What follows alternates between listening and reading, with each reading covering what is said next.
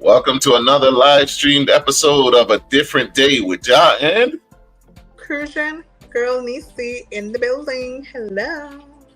Hey, what's going on, fam? How you doing, Neci? How you doing? I am good. I had a whole weekend to myself this weekend. It was exciting. You don't know how much you enjoy your weekends so somebody has to take one of those days away and you're down to one. So now I'm back to two. True. Yeah, working 6 days a week, I could tell you, it's exhausting. It makes a huge difference too, because the weekend already, the Zoom by, and your first day off is usually like to deal with errands or something, and then the next day off is for you to catch yourself. So when you take away one, man, yeah, I could tell you. So how was your weekend? How did you spend that time? So for my weekend was pretty quiet. I was home Friday night. I didn't go anywhere.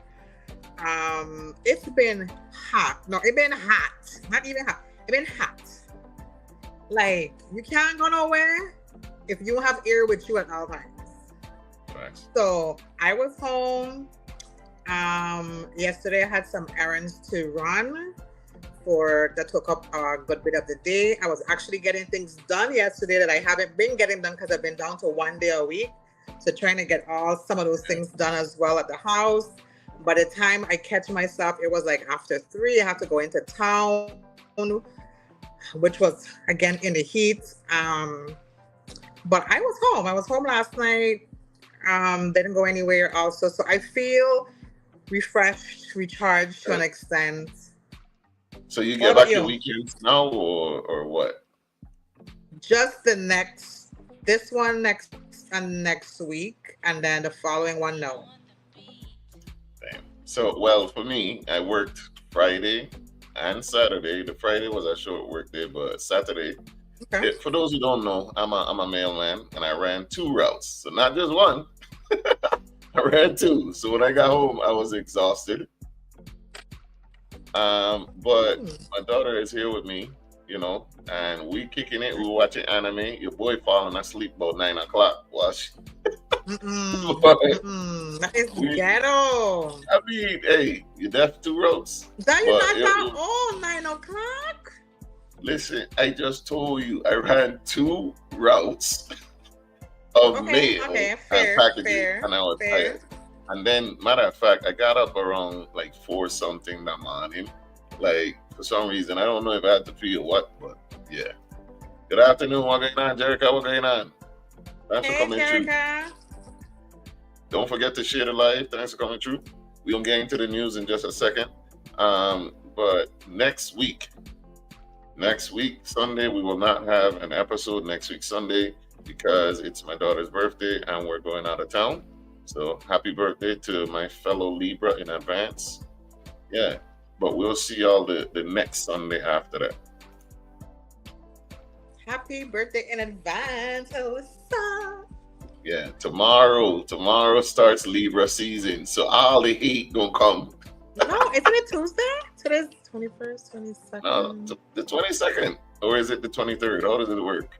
I thought it was the 23rd. I could be wrong. I'm kind of confused. No, it's the 23rd. How does that work? Like, I'm confused. Who decides if it's on the 22nd? Am I trying to know? So it's the 23rd. I'm correct. It starts on the 23rd.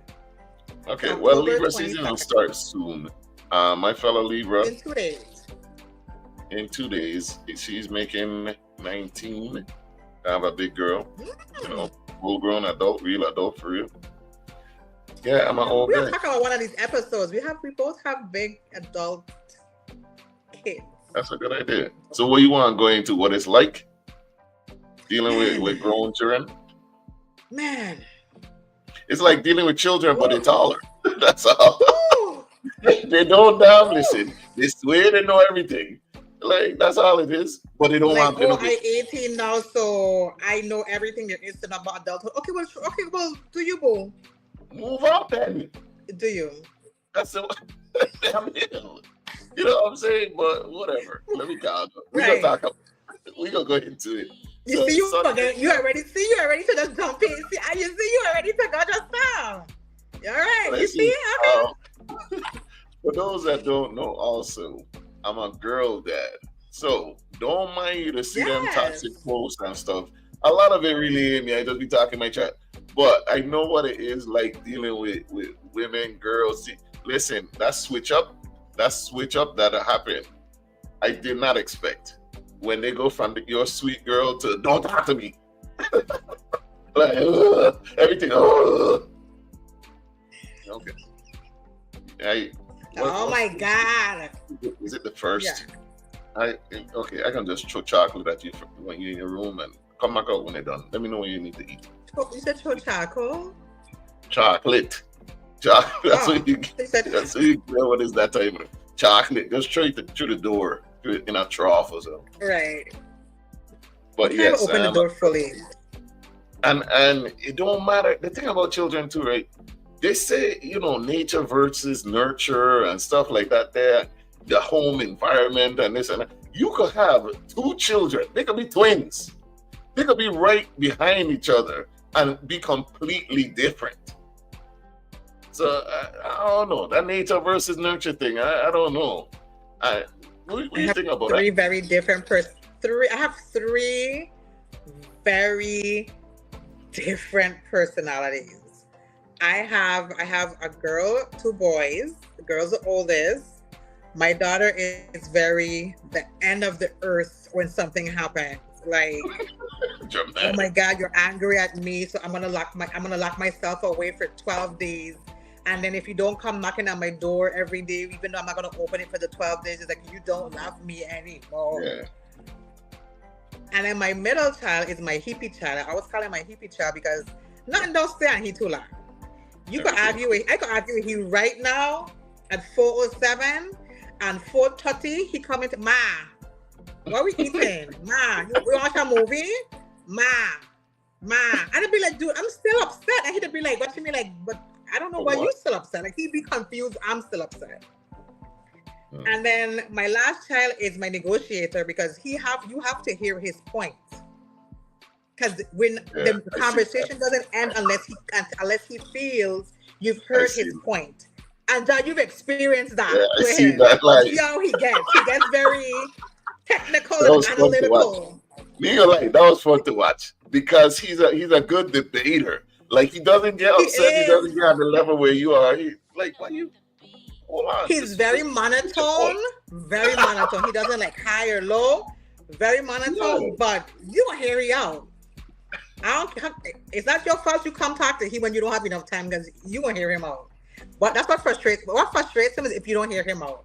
He feels like unheard and unseen and not valued and all the stuff he gonna come back with. It's exhausting. Wagwan, what going on, Kita? AKA Kita on the track. Her new album is out. She's doing big interviews and things, my girl. I support your own.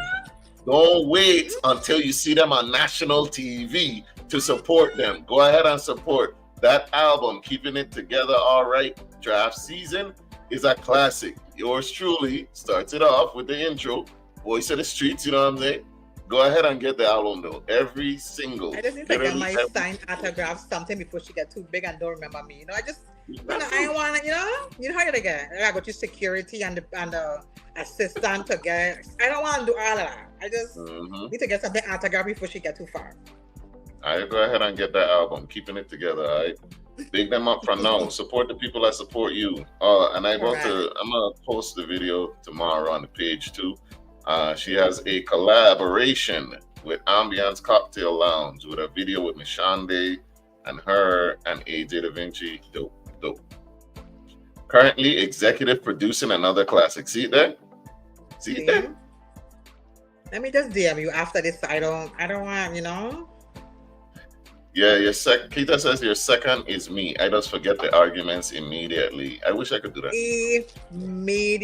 I told him before, right?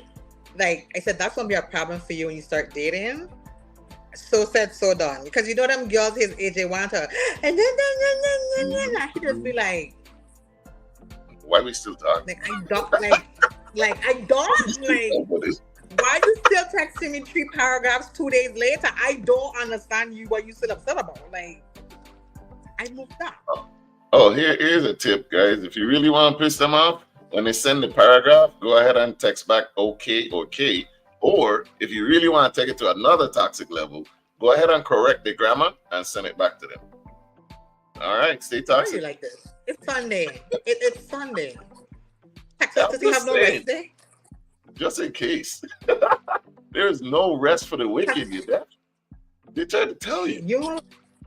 Are you the wicked here? I wicked. What a part 2 is? Wicked for good? Okay. Wicked to stir the pot. The wicked for chaos. We need some change. The part 2 to the Wicked movie, I think it's called Wicked for Good. Wicked for Good. I still ain't watched part 1. I tried to get through. I really should have went and see it in person, but oh well. You should have. It was really good in the movies. The play looked like it was a dope. But let's get into these news. We got some hopefully good news for Good Hope. Way of the Cross outlines vision to redevelop former Good Hope School property into multi-use community facility. The project will transform the 30-acre campus into retreat space, elderly and crisis care centers, sports facilities, and cultural venues. Pastor Enoch King said, support is vital to ensure lasting community benefits that will serve generations to come. It's funny because I just was talking to someone about our Black churches doing enough for the community, and here we are. St. Croix, Way of the Cross has confirmed it is under contract to purchase a former Good Hope School property on St. Croix, which plans to transform the 30-acre site into a broad-ranging community hub called Bethesda, a house of grace, healing, and mercy. Senior Pastor Enoch King spoke about the vision during an interview at the church on Wednesday, September 17th, emphasizing both the scale of the undertaking and its potential to serve generations of Virgin Islanders. The property, which stretches from the highway down to the beach, was originally developed as a hotel in 1958 before housing Good Hope School in 1972. In 2013, Good Hope merged with St. Croix Country Day School following the closure of the Hovensa refinery, which had significantly reduced enrollment. The combined school now operates at the Country Day campus, leaving the Good Hope site unused until now. The Good Hope campus includes multiple existing buildings, including a former hotel, auditorium, library, and theater. Pastor King said these will be repurposed into spaces addressing pressing needs across the island. Plans call for a retreat center in a former hotel to host camps, sports teams, church groups, and conferences. A multimedia auditorium with capacity for 1,000 to 1,500 people, serving as both sanctuary and community event space. An elderly daycare center in the old library offering day services for seniors between 7 a.m. and 5 p.m. A crisis intervention and mental health facility providing short-term housing and care for individuals facing abuse, trauma, or urgent mental health needs. Psychologists, therapists, and counselors are already lined up to staff the program. Youth and sports facilities, including a gymnasium, beach volleyball courts, soccer fields, basketball courts, and pickleball courts. The Island Heat Volleyball Club is partnering with the church to host camps and tournaments. A theater and community event center, revitalizing an existing facility for graduations, performances, and cultural programming. Prayer gardens and agricultural spaces integrated into the grounds to provide healing and reflection. Community call and partnerships. The pastor emphasized that the initiative is not just for the church, but for the island as a whole. We have an opportunity to create a space that is safe, where children can experience true love and fellowship, where young people can receive mentorship, and where the elderly community can come together and get the healing they need. He said, this is for generations to come. Woo! That's what I'm talking about. That's what I'm talking about. Hey, look what we got. We got clap sounds now. Oh, we ain't fancy. Okay. All right, hey, shout out to them. That's definitely good news for Good Hope. What do you think about that? I think it's amazing. It actually crossed my mind like 2 weeks ago when I went. Frederick said, and I was like, I'm surprised no one has repurposed this facility.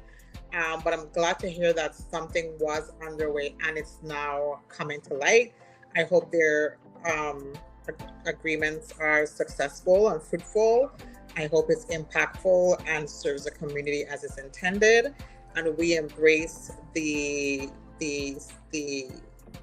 we embrace what they're trying to provide by being a supportive neighbors, and ensuring that it is the success that it needs to be. And what it's like specifically that he highlighted is not just a church facility, it's a community facility. Yes. And I think that's very important because people might see, oh, a church is who's purchasing it and feel like it's not for them or a place where they can be or to use the facilities. So I think that it's good that they kind of mentioned that and keep mentioning it as they're progressing with it. But that's awesome. Yes, that is dope. And I was worried when it was up for sale who it might have went to, because some may have wanted a resort or something like that. But we really need these type of community services. Everything listed, I love. And like you said, I'm glad that it's for the community, not just church members. Like it helps everyone. So I don't see how you could get mad at that. I hope that they go through with it. They're obviously asking for donations. So please, if you can, I don't want to solicit. I don't know if I can, being that we're streaming live from 101.3 Raw FM, number one station in the US Virgin Islands. But this is dope. I'm glad they're going this direction. So shout out to this good news for the Good Hope School. Awesome. Yes. Congratulations to them. I surprised you with the clapping on. Yeah. Then we upgrading and things being over and over. I like it. Marcus asked, Good Hope had a theater? Apparently.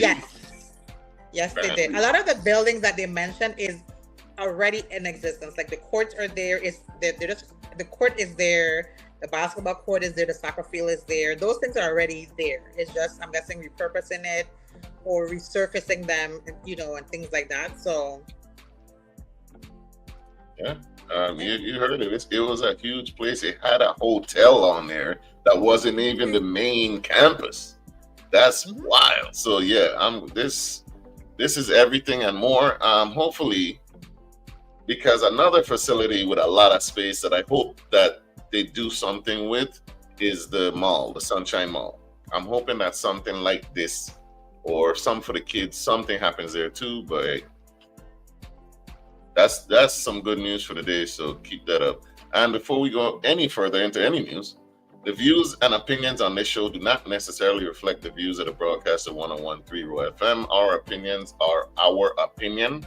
And please, if you're going to chastise or give any backlash for those opinions, send it to me. Yeah, I'll take it all. You know what I'm saying? Because I don't care.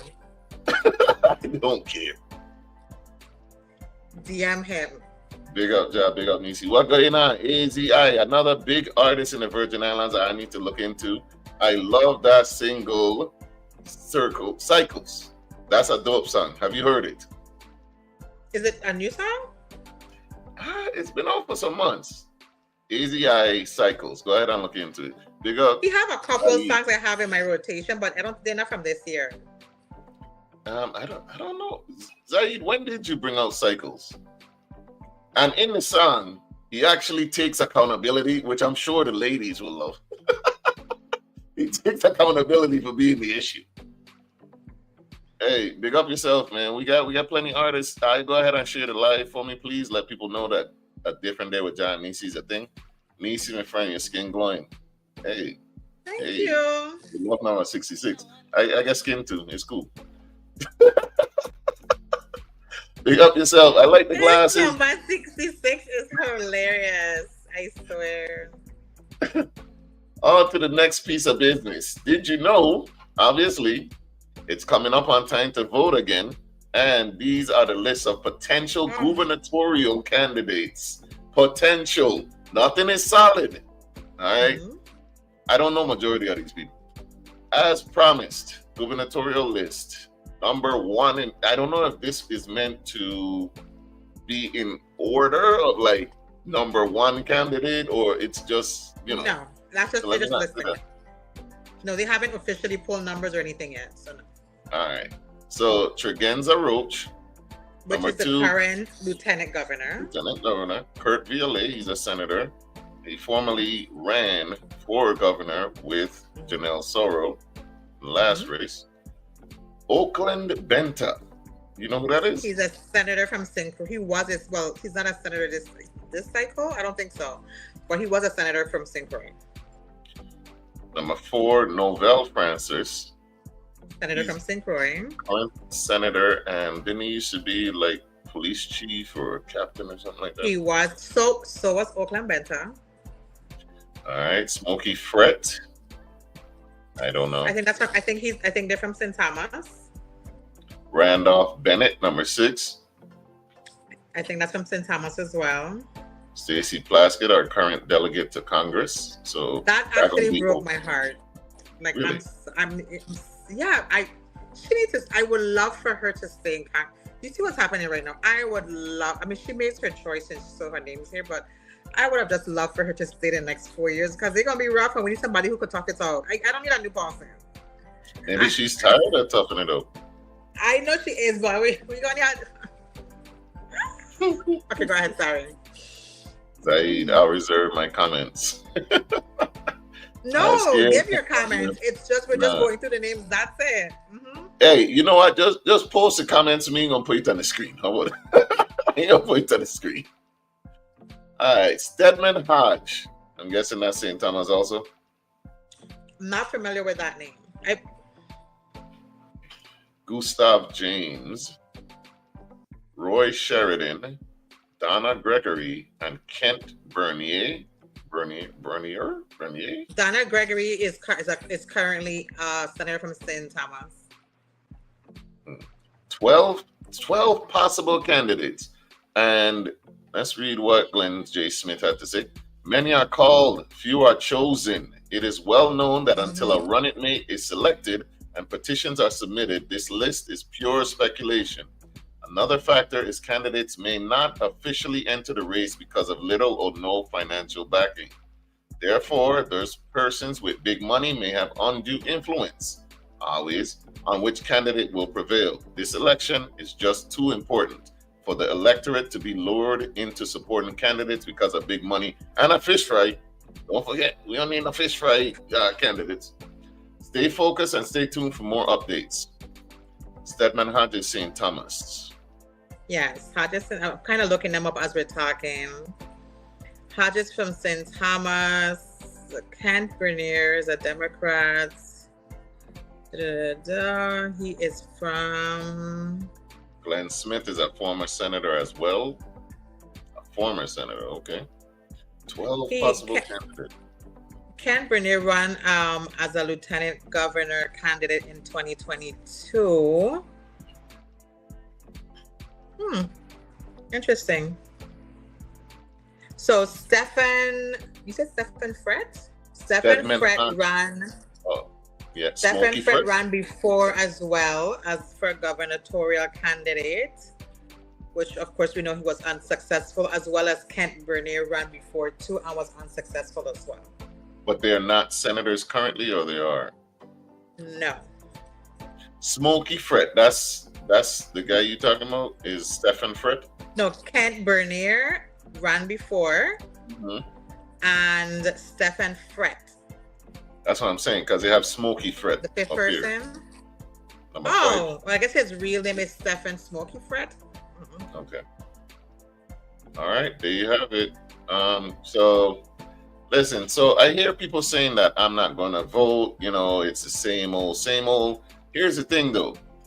What people need to realize, that part where it says another factor is candidates may not officially enter the race because of little or no financial backing. If you have a community member or you are a community member that can do better, you need to push to run And you also need that backing. It's still important. As much as I hate it, it's still very important because it's an expensive thing to run. So if you know somebody, go ahead. If you know somebody, if you know someone who, you know, they should be in office, you believe that, go ahead and push them to run, but also support them. Don't just tell them get in the race and that's your support. You know what I'm saying? Go ahead and do the fish fries. Go ahead and go out into the community, get the money, get the funding, help them out for real. Join their campaign. But you were going to say something? I was going to say, this is just the names of the gubernatorial candidates. It is not the complete ticket. Mm-hmm. So these people also have to go out and find a candidate to run with them as the lieutenant governors as well. So, you know, the list doesn't confirm who else going to make it to the finale in terms of the final candidates. But I'm guessing it's just a test of the water per se. So we'll see who they pick later on and see what that looks like and what it boils down to as well. Yeah, for sure. This is just, you know, speculative. It could wildly change. Anybody on the list could drop out. Zaid said it's pronounced like Steven. So Stephen pronounced like Steven. Thank Marcus you. Says I vote for Jah and Neci. No, thank you. No, thank you. First of all, my background would disqualify me immediately. Immediately. Which background? My online background alone. All you gotta do is pull one post and I'm disqualified. Jerica says submitting an empty ballot is a better form of protest. You gotta explain that one there to me, Jerica. I disagree 100%. So you took time out, you go down to the ballot and you put it in empty? Is that what that is? Help me understand. Explain that to me. Let me look it up. What is an empty ballot vote? All right. Protest vote. An empty ballot vote is a ballot submitted by a voter with no choices marked. It is a type of protest vote where a person intentionally withholds their selection for some or all races to express dissatisfaction with the available candidates or the political system. In some jurisdictions, it's also called a blank or null vote. That seemed like a lot of work to not count. I don't know. Yeah, help us out. Explain to us why you think that's a better option. Because somebody gonna win regardless if the ballot blank in protest, which I get protesting. If the ballot is blank in the protest, it doesn't change the fact that the top whatever candidate is going to be selected for their categories no matter what. Now, if everybody submitted blank cards, then that's a different story. But even in that case, if one person voted, that person would automatically win by default too. So technically, it's a form of protest, but it's not an effective form of protest, if you ask me. And I'm kind of looking it up to that. It seems like Kent and Oakland Benta ran as a governor, lieutenant governor ticket the last election and lost. Kent. So now Kent and who? And Benta. Benta. Where's that one? Yeah. So number 12 and number 3. And now they're running ticket the last election, and now they're both running as governors separately. Interesting. Okay. Hey, maybe they're trying to. I guess in a way that could kind of improve your chances if it's 2 compared to 1 ticket, but they still need running mates. I mean, in my opinion, there's only 2.5 stronger candidates on our list, but that's a different story. Are they popular? Communities need to get together and say, this is what we need from you. If you can't do it, you out. Correct. And that requires unity, which has always been our issue. Always unifying. But then your other flip of the coin is that you're going to have open seats and St. Clair and St. Thomas because both Francis and Viale are current sitting senators, and if they're running for governor, that's 2 open vacancies in the senatorial race also. So now that's a list now that you have to watch, because now you have 2 new incoming candidates no matter what. But actually you have 3 new incoming candidates, because Maurice James says she's not running again for Senate. So that's 3 seats that will be available for St. Croix this year. Which leads to another question. Tell us in the chat, do we have too many senators? 15, is it? 15.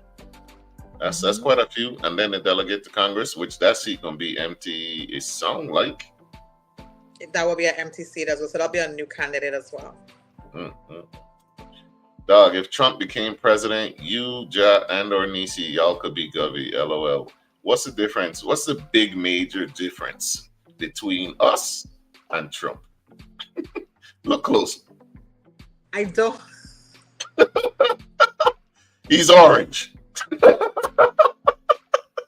Listen, Obama could have never get away with half of the stuff that this man getting away with.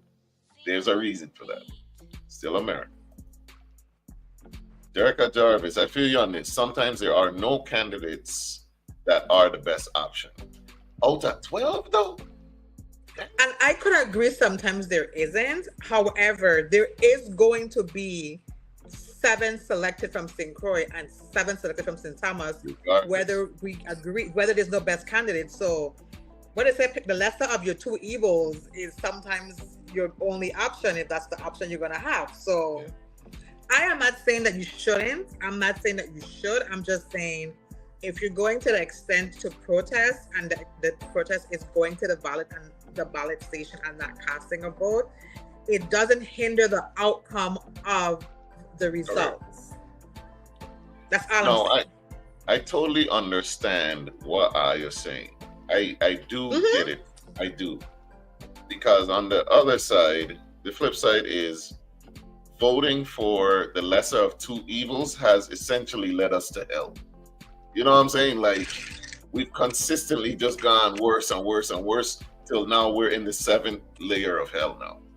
And this has been the longest 8 months of any administration that I could remember. Because of that, we're not at year 3.5. You could name any number and it would sound right.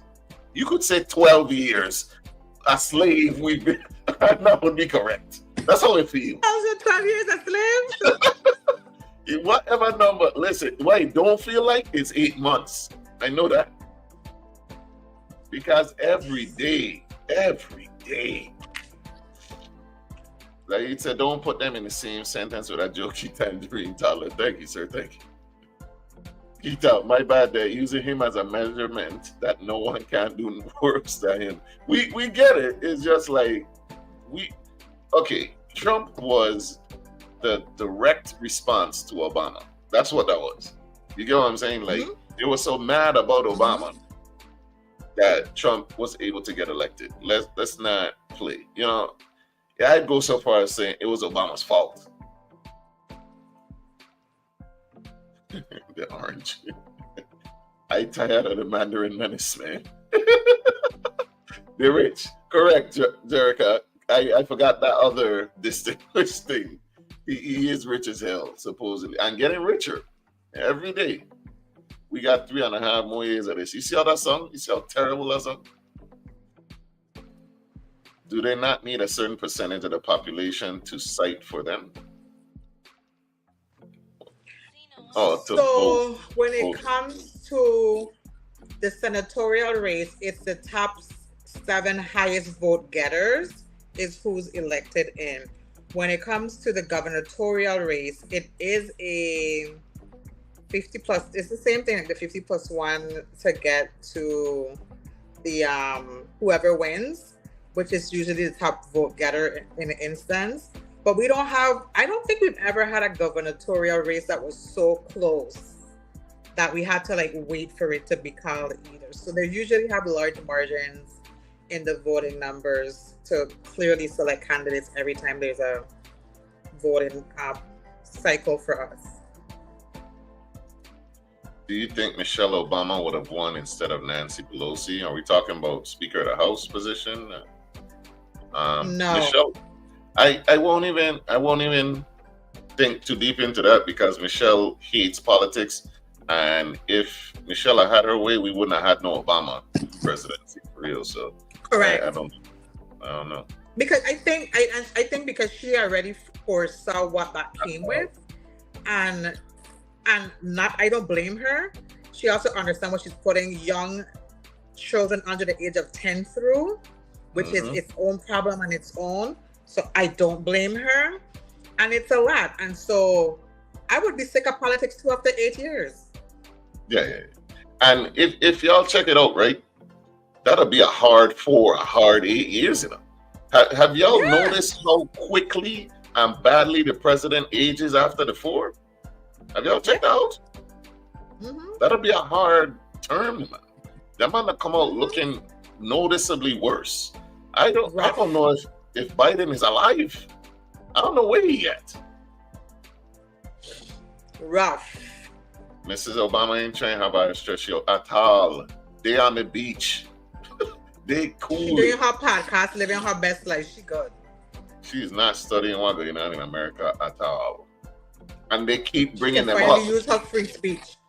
I know, right? She can finally use her free speech. We're gonna talk about that later because they're trying to take ours. But speaking of gubernatorial candidates, let's talk about this one. What did I just do? Oh, good Lord.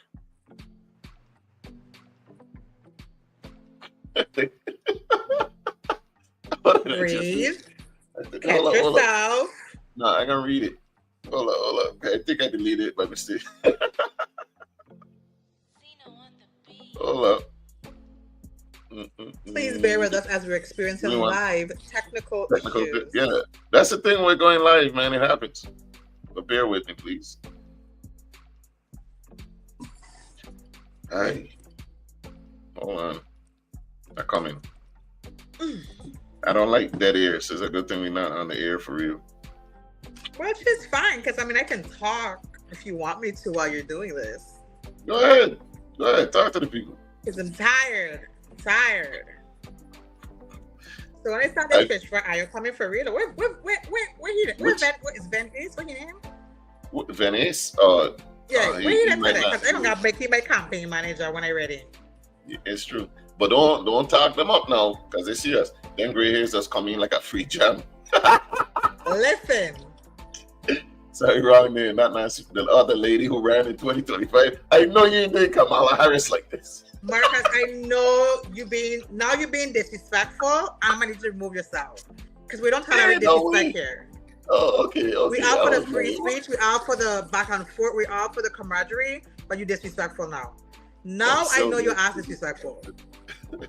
Them Silvers came in with a vengeance. You hear Obama went in looking a lot with that tan suit. 2024. Oh, Hillary Clinton. Oh, okay.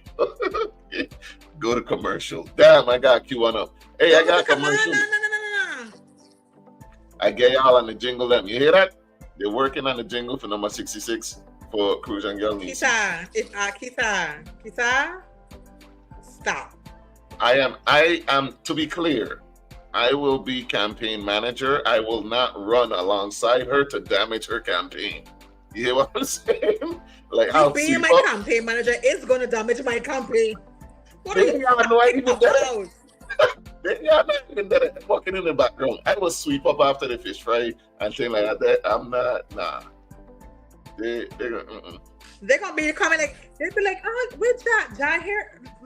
Do you have a campaign question for me? They'll be looking for Jah. And then I try to page my campaign manager. I can't find him. He gave some side meeting at the side of the building. I can't bother. Nah, me want that type of recognition. So I gotta keep it clean, keep it far away. They ain't even got enough. See that? Push number 66. Hey, work on that jingle, Keto. But in the meantime, Brian announces progress. I don't know who asked for it. Towards self-funded health insurance. U.S. Virgin Islands Governor Albert Bryan Jr. announced Monday that the administration is advancing plans to move government employees to a self-funded health insurance system. The governor shared the update during the Government House weekly press briefing, following a meeting last week with the Government Employees Service Commission Board. Brian and the board discussed the transition from the current fully insured model to a self-funded system aimed at reducing costs, improving efficiency, and expanding coverage. A central part of the effort is an internal study to be completed by December 2025.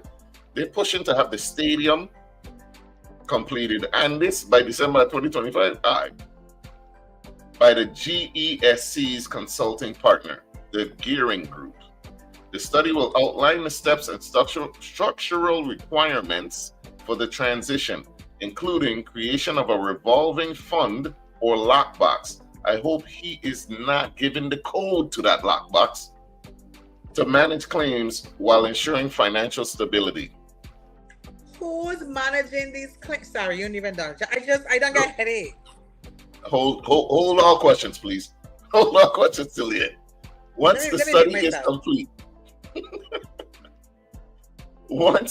is complete, the government will issue an open request for proposals through the Department of Property and Procurement, inviting carriers and administrators to help design and manage the new self-funded plan.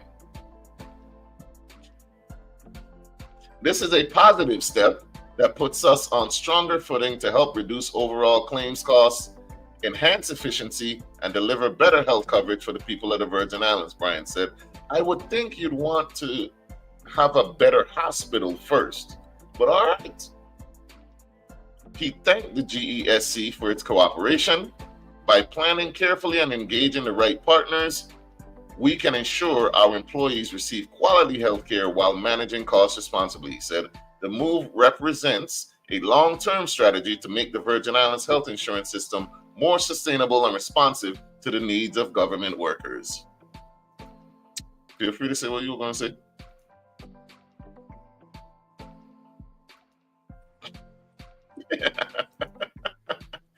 That was when the campaign manager is a liability.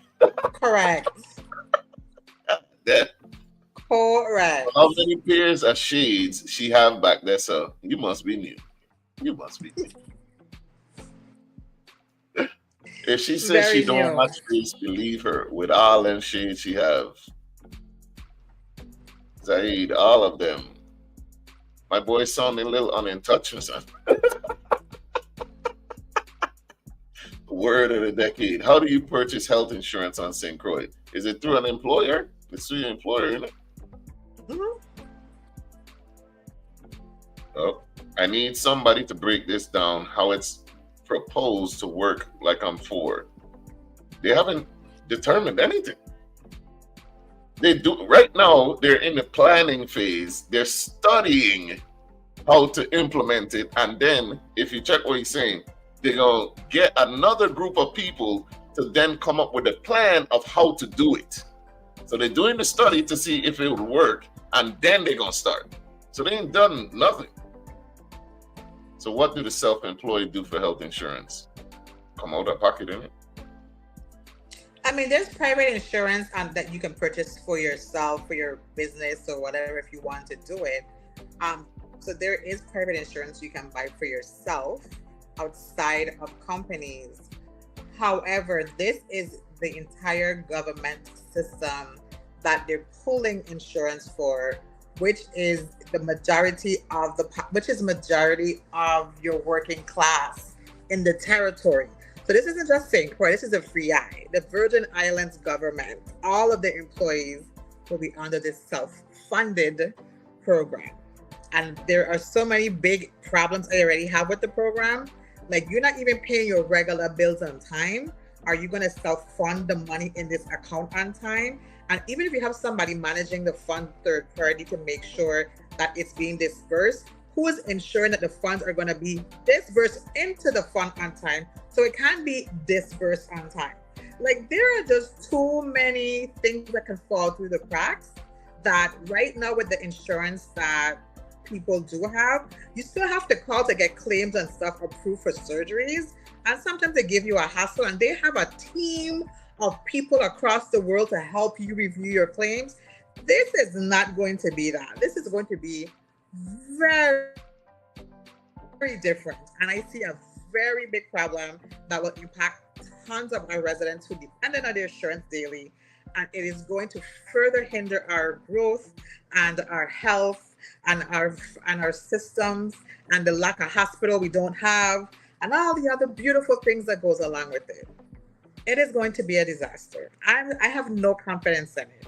If you can show me that you having a great plan is one thing, but implementing and maintaining a plan is two different things.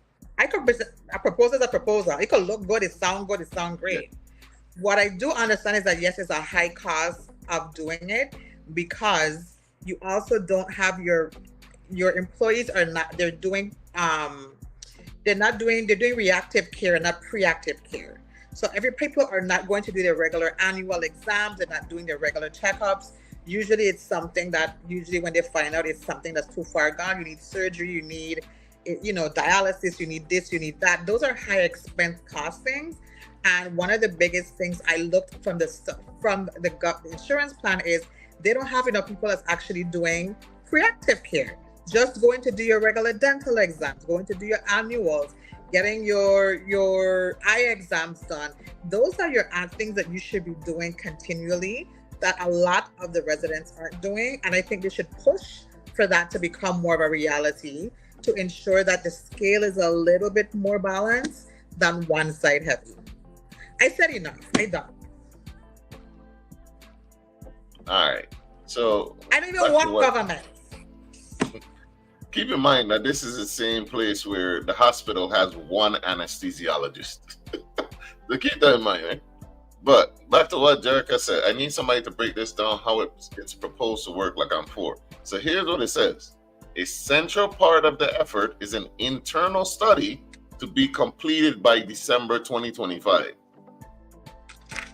The study will outline the steps and structural requirements for the transition, including creation of a revolving fund or lockbox to manage claims while ensuring financial stability.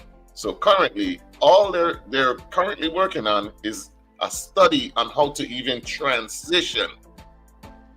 That's where they are. And keep in mind, nowhere in what I read, it said people want this. Who asked for this?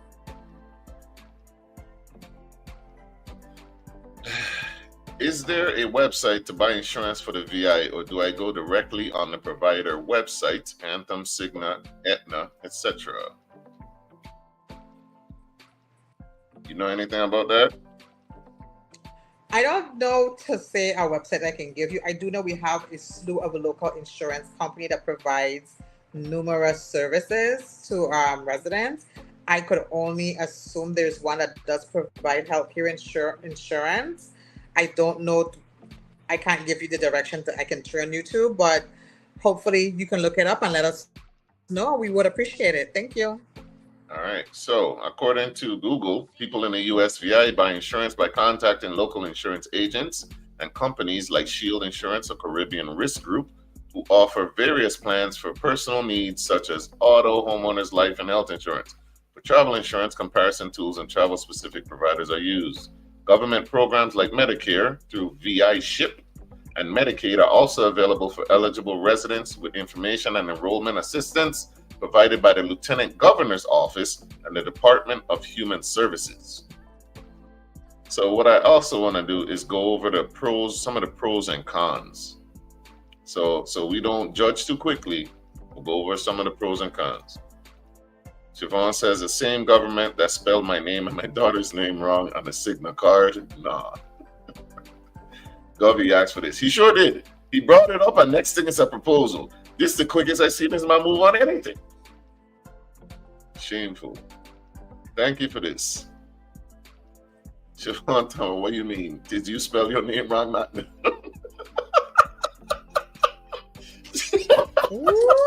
So you taking no accountability, Siobhan. Okay, that. None. Manage what we already have correctly. Always trying to take on new projects. Correct. Correct. Fix what you have. But anyway, here's some of the pros and cons, people. All right. Pros of self-funded health plans. Cost savings. Self-funded plans can potentially save money by eliminating the profit margin and administrative fees associated with traditional health insurance companies. Flexibility. Employers have more control over plan design and can customize benefits to meet the specific needs of their workforce. Transparency. Employers have access to detailed claims data, which allows them to identify trends and make informed decisions about healthcare costs. Improved cash flow. Employers only pay for healthcare claims as they occur rather than paying premiums up front. Reduce regulatory burden. Self-funded plans are generally subject to fewer state and federal regulations than fully insured plans. Cons. Financial risk. Employers are directly responsible for all healthcare costs, which can be unpredictable and potentially catastrophic. Administrative complexity, which we don't need right now. Managing a self-funded plan requires significant administrative resources and expertise, which we don't have. Need for stop-loss insurance. Stop-loss insurance is essential to protect employers from extreme healthcare costs. Potential for higher costs. Mind you, they said you might save money. Now they're saying there's a potential for higher costs. If healthcare claims are higher than expected, self-funded plans can be more expensive than fully insured plans. Limited access to network. Self-funded plans may have a similar network of providers, which can limit employees' choices. Conclusion. Self-funded health plans can offer significant advantages, especially for employers with a healthy workforce and a strong risk tolerance. However, it's important to carefully weigh the pros and cons before making a decision.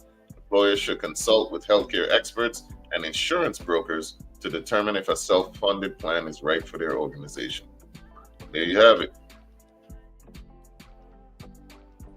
All right.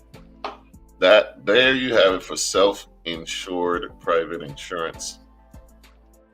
I hate that we gotta go to this, but first, what I do want to say, right, is people are human and we all make mistakes.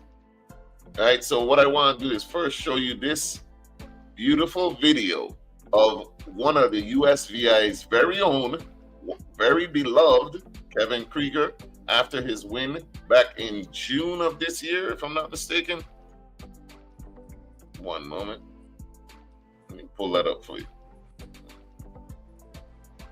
Kevin Krieger here picking up 2 huge wins in the 6 stakes races here, Kevin. Stay sassy, and he's not talking. What?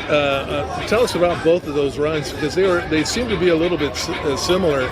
Yes, they were very similar trips. So they almost about the same trip I had on those 2 horses. So with Stay Sassy, you came up on the outside there, and you just both patience was the virtue, right? Definitely. You know, Stay Sassy, she had the horse in front of her, Aloha Breeze, setting the pace, and I kind of felt like she was going too fast from the beginning, so I just stayed there and waited as long as I could, and as soon as I asked her to go, she was gone. Well, and then in the last one here, on I'm a Margarita Girl, you run second, and maybe someone should have gone out and pressed, because this is the only one where the front speed held on all the way around. Well, you know, I was up there with her for a little bit, and then the McGregor on the other horse ended up hooking her going down the back stretch, but neither was able to help the ending factor, you know. What a year, what a great way to get a couple of them under your belt here. Congratulations. You're still in control, and a couple more weeks here, and it's been so fun watching you really take control of this race. You feeling good going into the final stretch? Well, I'm thanking God. I'm not feeling good because I got money breathing down my neck, but I'm going to be working hard to keep this lead. All right, man. Thank you. Big up Kevin Krieger, man. Like I said, he is human and we make mistakes. That's him coming off of a big win. He's representing the USVI in a major way nationally. And sometimes I don't think that we get the exposure that we deserve, especially when we make it to that big stage. I don't think they get what they should be receiving from the Virgin Islands as far as pushing them. And too often the negative stuff When that comes out, though, it blows up really quickly. And, I know more than most that negativity spreads faster, especially in the social media age, because the algorithm plays to it. So I hate that we got to report on it, but it's what we do. So I still love the guy, Central High Caribs. Big up the man. He's no less than, he's still a champion in my eyes. Leading Emerald Downs jockey Kevin Krieger arrested on gun marijuana charge in Utah. According to affidavit of probable cause, 41-year-old rider was on probation for a previous gun charge in his native Virgin Islands. Jockey Kevin Krieger, leading rider at the recently completed Emerald Downs meet in Washington, is facing criminal charges in Utah after police found more than a pound of marijuana and a handgun during a traffic stop in Carbon County on September 12th. Krieger, 41, was driving a U-Haul cargo truck towing a car trailer when a Carbon County sheriff's officer pulled him over after saying he noticed the rear trailer lights were not working. According to an affidavit of probable cause, the officer said he smelled the odor of raw marijuana coming from the vehicle. Asked about the marijuana, the affidavit states, Krieger said there was some in the driver's side door compartment. A search by the sheriff's officer and two Price City police officers of both the cargo truck and Krieger's personal vehicle followed, with police discovering what they later reported was 476.52 grams of raw marijuana, just over 1 pound. They also reported finding a small jar with what appeared to be marijuana seeds. Krieger, who police said was carrying approximately 8 grand, said the marijuana was his and that he grew marijuana while living in Washington. Police also found a handgun in a search of one of his bags in the back of the vehicle. Krieger, who told police he was moving to New Mexico, is being held without bail. The possession of a dangerous weapon charge is a third-degree felony, while the marijuana possession charge is a Class B misdemeanor, according to court records. As with all defendants in criminal cases, he is presumed innocent until proven guilty. I hope that the man gets out of there. This doesn't hurt his career at all, and he goes on to continue to shine a bright light for the U.S. Virgin Islands. What do you have to say on this, Neci? I agree with your sentiments. I also hope that for his own self, that if by whatever chance this second arrest warrants in his favor, that he doesn't take it for granted, because he's already on probation from a different charge. This is an additional charge. It doesn't look good. Usually, I would say for most people, it don't look good. It's not impossible to come back from, but I hope that he takes it as a lesson that it is, and like you said, it doesn't hinder his career to the point where he's unable to race again. Yeah, man. So Godspeed. Free the man. That's me saying that. Free him, because from school, the man always been humble, quiet, good guy. So we'll leave it there. All right. And we mentioned free speech and Michelle Obama, and she's glad to have her free speech back. However, unless you've been living under a rock, man, this last week has been a very blatant attack on Americans' free speech in a big way. What am I talking about? Again, unless you lived under a rock for the last 2 weeks, you know about conservative podcaster and talking head Charlie Kirk being put to grass. Let me say that there. He was taken out by a shooter in Utah. Right? And since then, conservatives have damn near lost their mind. It seemed like one thing they've been doing, which I think is very strange, is going to Starbucks, random Starbucks, ordering a Mint Majesty with 2 honeys. I don't know what I got to do with Charlie Kirk. And then having the barista put the name Charlie Kirk on there, just so when they call the name, they could be like, I am Charlie Kirk, which is one of the weirdest things I don't understand. But yeah, our free speech is under attack, and we need to take it seriously. Some people may think it's a joke, but free speech is literally the First Amendment. You have to go through that one to get to the rest. You know what I'm saying? So here, why do I say attack on free speech? I'll let this news anchor explain it to you.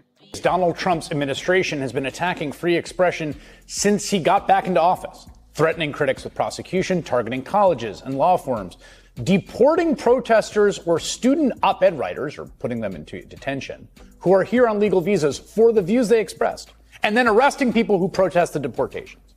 None of it's been particularly popular. The White House's latest overreach appears to have ignited an angry national backlash, openly using the threat of government power to pressure one of the country's biggest, most storied corporations, Disney, to indefinitely suspend ABC late-night host Jimmy Kimmel for offending MAGA sensibilities. It's Trump's most high-visibility authoritarian attack on free speech. Hundreds of demonstrators, many of them writers and actors, gathered outside Kimmel's Hollywood studio today, as well as Disney's Burbank offices and ABC's Manhattan headquarters, to protest his suspension. Meanwhile, Google searches for cancel Disney Plus spiked across the country as droves of social media users posted they were ending their subscriptions to the media giant's app. Woo! So Disney has lost approximately $3 billion in the last 4 days or so after the firing.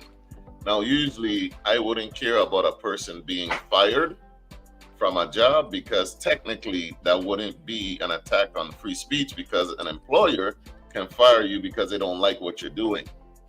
However, when the FCC gets involved, that's the government getting involved, and that's when it's an attack on free speech constitutionally. And I found out this week, a lot of people do not understand what the First Amendment is talking about. No, or what the FCC really does. They don't. What it means. And it's not that. They're not supposed to be doing that. So it's illegal. That's another thing. Constitutionally illegal.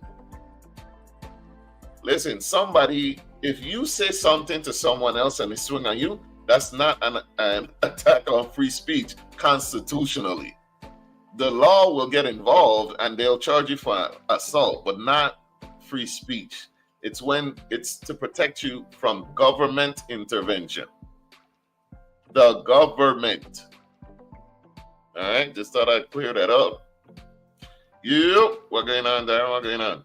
Once again, thank you for tuning in to A Different Day with Jah and Neci. We're streaming live on 101.3 Row FM, aka the Facebook page, the Facebook live stream affectionately known as Row FM Plus.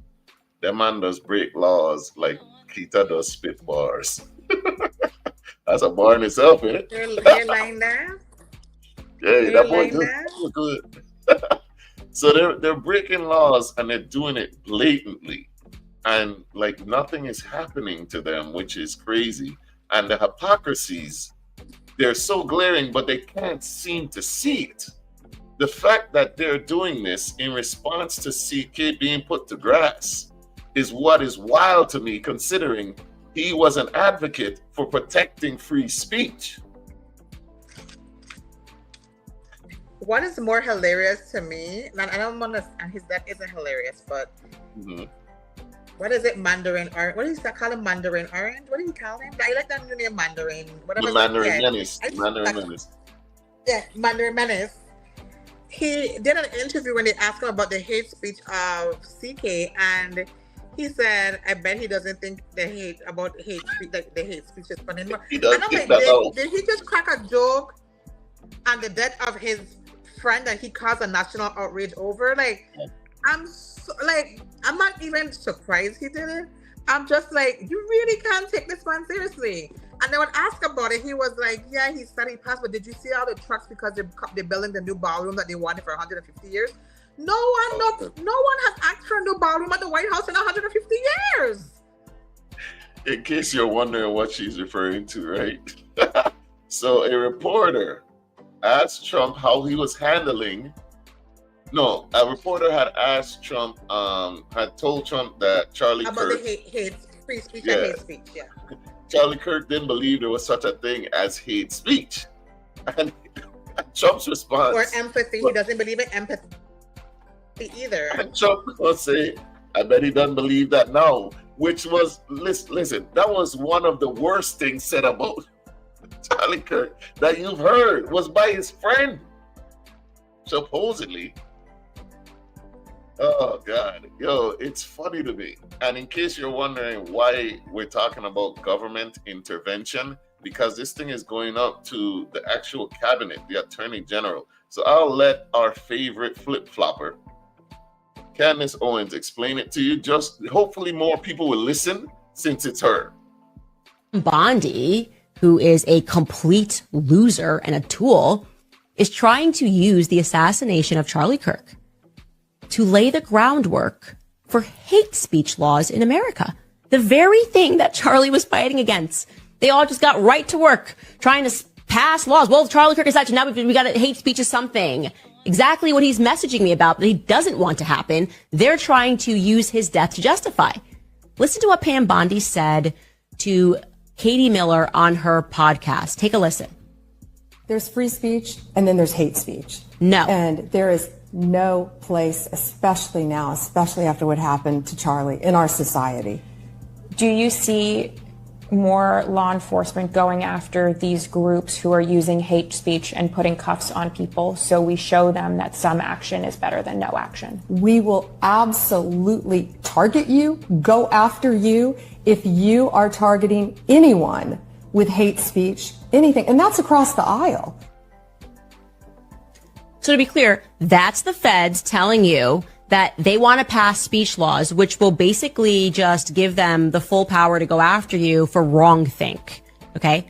And they're doing it in the most disturbing way ever by going after Charlie Kirk's legacy and using his assassination to say, oh, well, now we've got to get hate speech done. That was Pam Bondi, the current attorney general, saying on camera, we will target hate speech.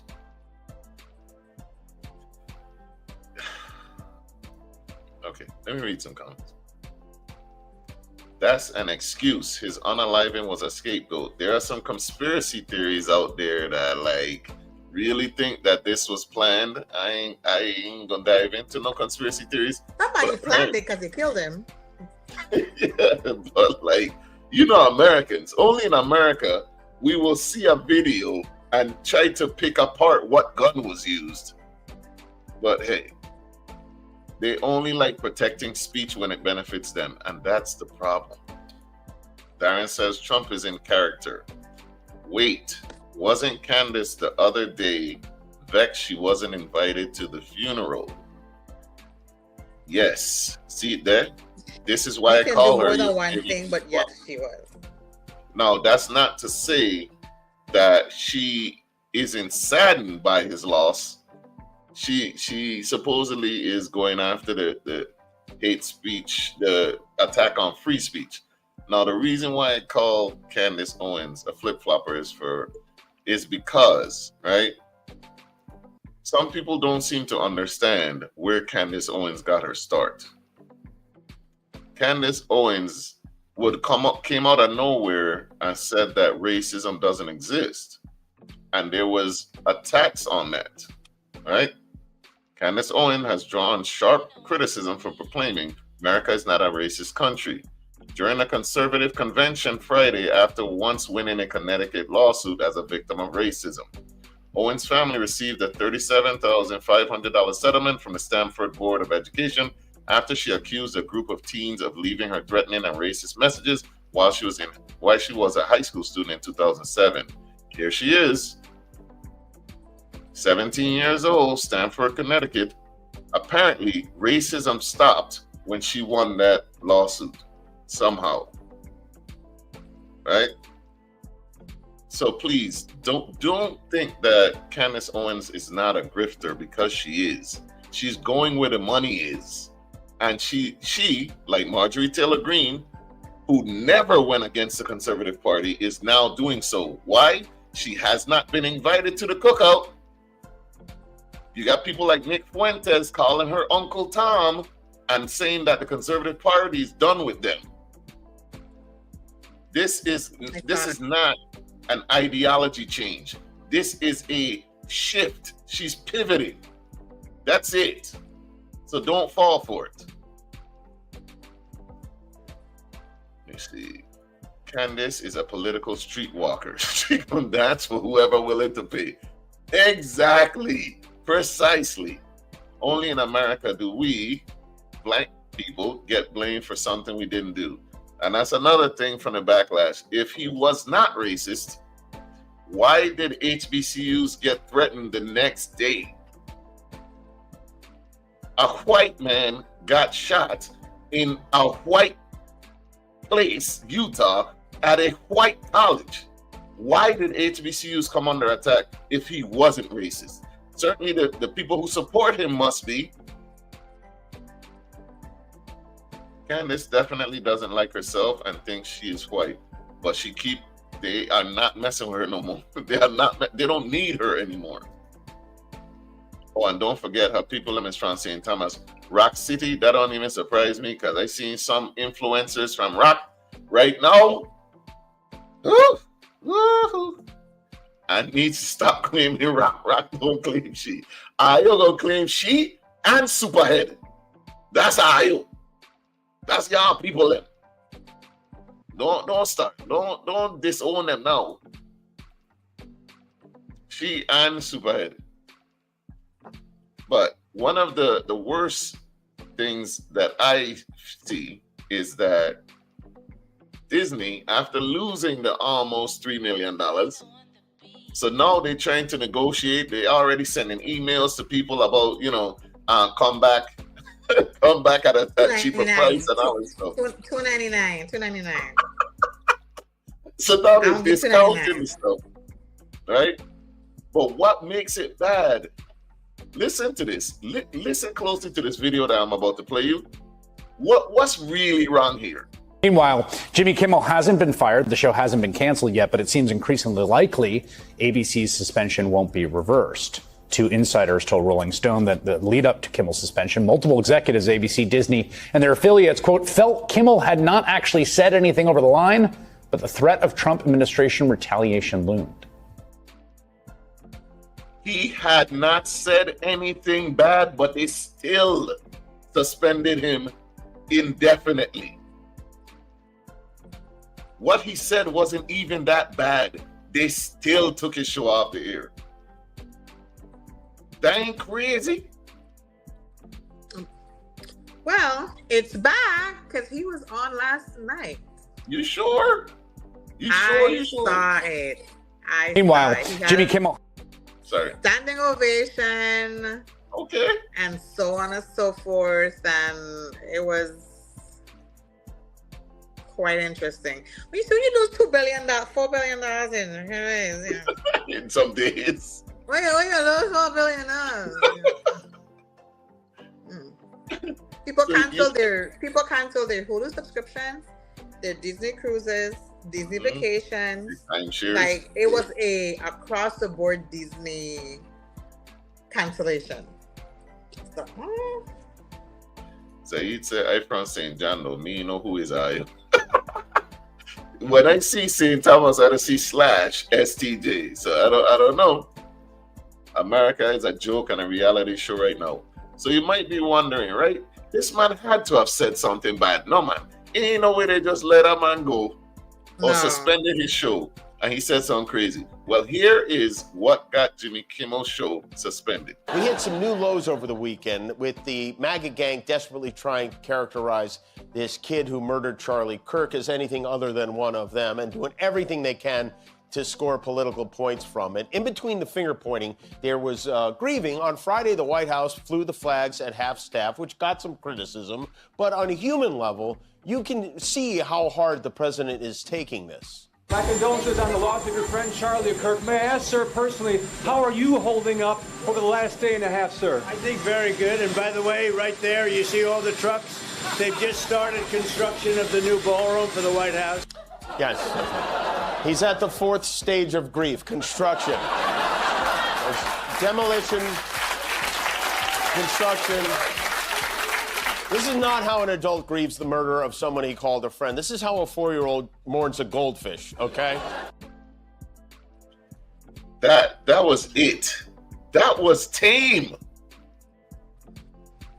The man literally just said what he said, showed the clip of you not caring. Are you mad? The ballroom. that they wanted to build for 150 years. Yo, that man does not care. But still, it got him taken off the air. For what? He ain't said nothing.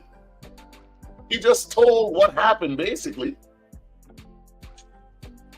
Yo, America right now is wild. And for any of those, just because I'm gonna pull this clip, right? For any of those that may wonder about, I'm backtracking a little bit. They wonder about why I personally dislike Candace Owen and says that she's a flip-flopper.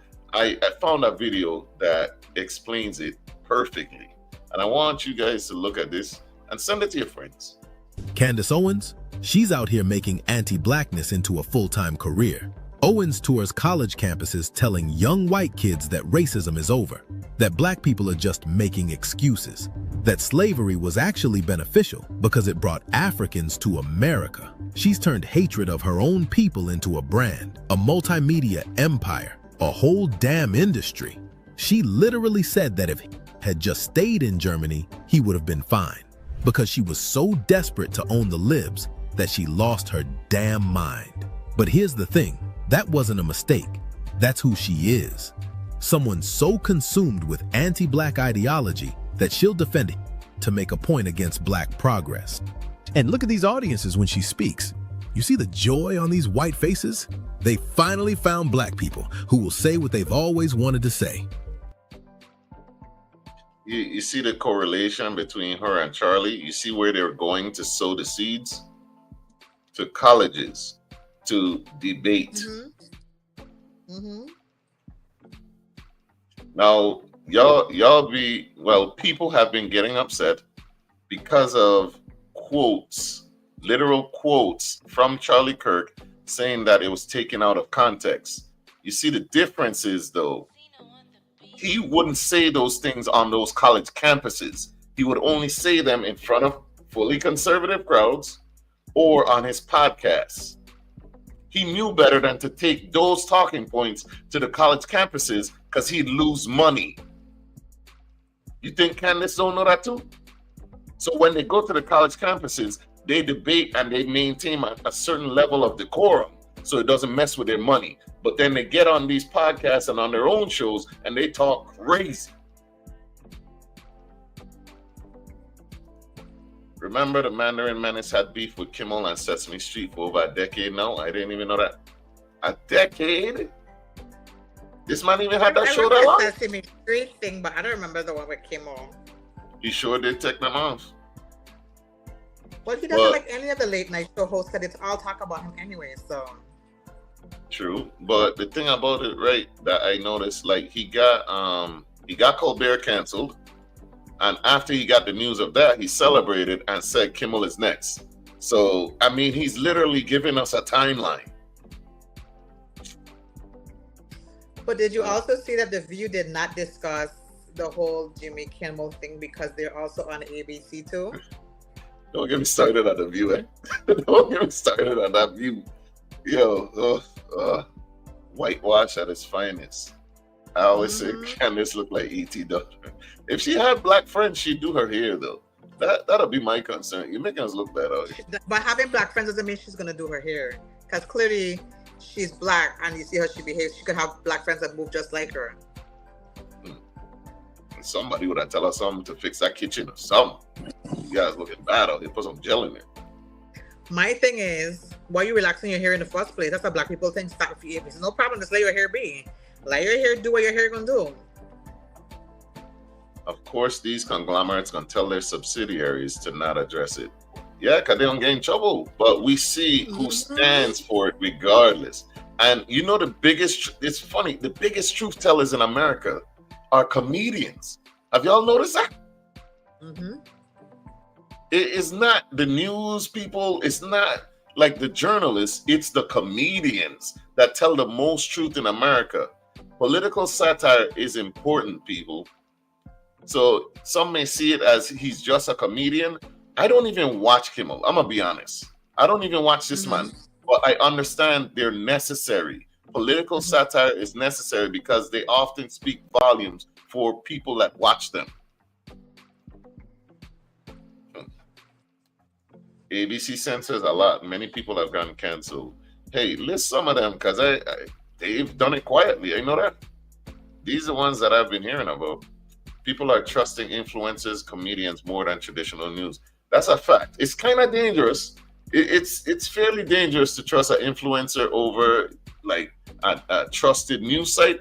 However, I see why it's happening. An influencer, not so much. But most likely a comedian, from the time of George Carlin and way back, they've been the truth tellers of our time. Satire is definitely necessary. Speaking of satire, big up VI Comics. They're very important, and I have noticed a shift in how even the senators and how these meetings go. They seem to be on their best behavior as best they can, knowing that there's a political satire site with a lot of followers that's showing them. You get what I'm saying?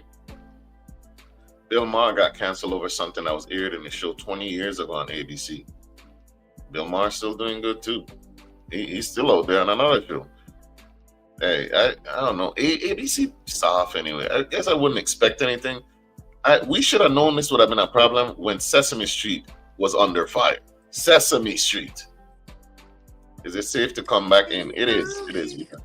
It is. We done. We done, man. We done. I'm gonna go into stuff softer now. You know, we in the second half. I'm gonna soften it up. But I gonna still get out of blows because I pissed me off this week. I pissed me off. I don't know what's happening next. Just for context, I don't know. I pissed me off this week. Cardi B announced this week that she is pregnant with Stephon Diggs' baby. And I started arguing.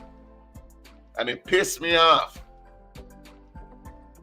Got Jarvis, what happened earlier? Oh, she didn't want to hear about the Candice and all of that. She didn't want to talk about it. But yeah, let's start Cardi B then. Let's start Cardi B. Okay, what about her? Did you see the back and forth that was going on about Cardi B online about her latest pregnancy with Stephon Diggs? I saw there was some influencer who wanted to be relevant announced that she had a baby for Stephon Diggs a few months ago. Is that what you're talking about? Well, that came back around. I think this is a new situation. Me feel sorry for her one bit. No, I did see that you were like, well, Offset is lame. Can we all agree with that? Offset is lame and he fumbled her. Can we all agree on that at least? Correct. And before we move, and then here's my thing. I want to do it too, but I whatever. He was like, oh, you know what? She can't cook. You know she can't cook the moment you met her. She was a pole dancer. What's she cooking for? Listen, expecting a multi-millionaire rapper to cook anyway is kind of stupid to me. That's that one who talked about Halle Berry, because she can't cook either. You got Halle from back in the day? Halle? And you bet she can't. That Halle? She was in the street. The one everybody had a magazine of and wish they had an opportunity to? That one? And you had the opportunity and you like, she can't cook? That Halle? No, okay. Hey, to be fair, with David Justice saying that day, when they were married, the way that he put it is she was not motherly. She wasn't motherly. And considering that another one down the line of Halle Berry's husbands took her to court for child support and won and gone with the child, I mean, I kind of understand that thing. I would never call Cardi B not motherly though. She'd be with her kids then. But my problem is you the second husband. This is a woman to do it too. You think you are going to come up hand the first husband to make her motherly and Yeah. And now when you realize it's the same thing like what she do with you want to be vexed too. Women that do it too. We don't come in and be like, oh, they done. I gonna be the kind of woman that he want, blah, blah, blah. And you going above and beyond, and he's still out here cheating on your ass because you're not gonna be the one to tame him. He gonna tame because he wants to be. Like, you can't force people to change because you think you're all that. And I'm not saying you're not all that. So don't take me out of context. You could be all that and still get caught. How do you get caught? Yeah. Listen, anyway, she gotta be the issue. I don't know. She gotta be the issue because she had multiple marriages now and nobody like staying.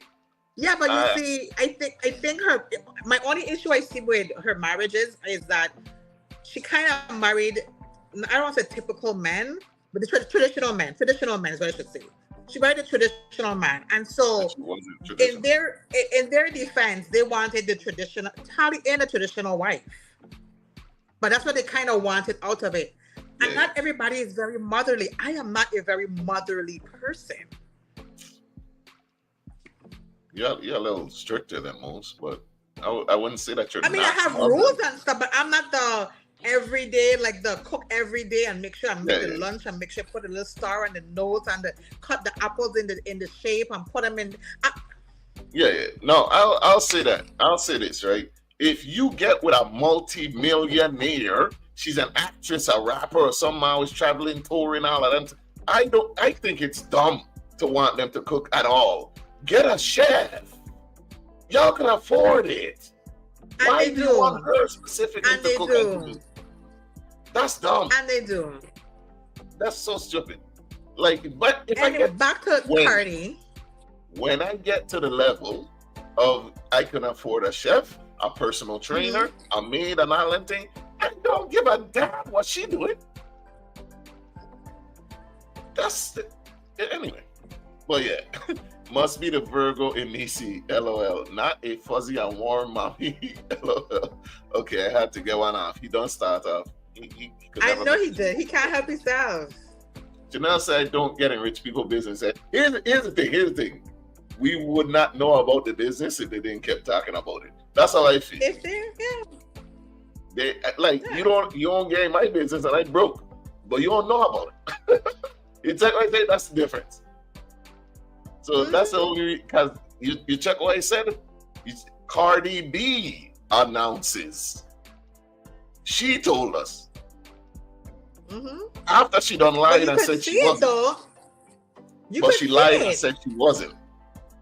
At first she said no. And she had the right to lie. I'm gonna announce it when I'm ready to announce it. Not when I remember that video. To tell you. That was dope. You remember the video she did? Where she had the basketball and trying to fool people like she was. Cardi did that to herself. I said, and before I go in for you, sometimes I want to say this. I am a Cardi B fan. That first album that she made, I think was dope. I think it was fire. I am glad that Cardi B made it off of Love and Hip Hop. She was actually successful and she was eating and feeding her kids and doing all of these things off of one album. That was impressive as hell. There was that year, that first year after Love and Hip Hop and the album drop, she was everywhere. Coca-Cola commercials. She was interviewing people. Like, listen, I love that. Is this her second album? This is only the second album. Oh, I've said fumble that. Oh my gosh. Wow. Rich as hell from one She's been writing on her first album this whole time? Yes. This is her sophomore album. That's what I'm trying to tell people. Like, you were winning. So me rooting for her to win.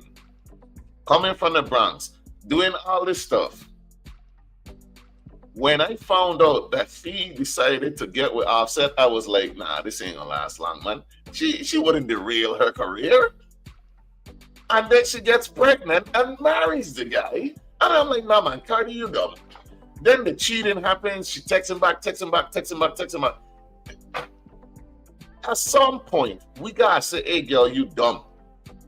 All these, for people who believe, whatever my friend doing, I riding with, you're dumb. If Neci is doing goofy behavior, it's my job to tell her, you look goofy right now. Stop doing that. Do not text that nigga back. He don't use the word goofy. I just want y'all to know he's being politically polite. She lied. For the live stream. She lied. For anybody, if you ever get a chance, I said you're being politically polite for the live stream. I didn't. Listen, I'm gonna tell you a secret, a Jah and Neci secret. Your name gets saved initially as Goofy. We come up with a name and add Goofy. For instance, if she talked to a policeman, you're Officer Goofy. Yes, if you're on the radio, you're DJ Goof. Or you. So now you know. So for her to say I don't use the word goofy, she crazy. She lying. I'll tell you, she lying. No. I said you don't call me goofy. You're being politically correct for the radio. I didn't. That's what I mean. You don't call me goofy. You said I don't use the word goofy. Like you be. Yeah, but I talk about reference to me, like me personally. Cardi ain't pressed. You ain't see Cardi say, "Girl, is your baby daddy my baby." Listen. Right. Mark my words. Cardi B is going to have, at some point down the road, a live video where she's crying again over this dude. Mark my words. Yes.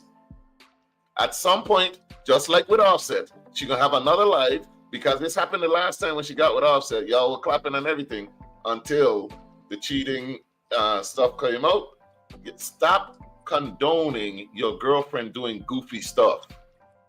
Tell them about yourself. When they're doing goofy stuff, they're goofy. Stop them. Don't try to ride or die with it. If she's on her 16th baby shower, let her know, girl, condoms work. 16?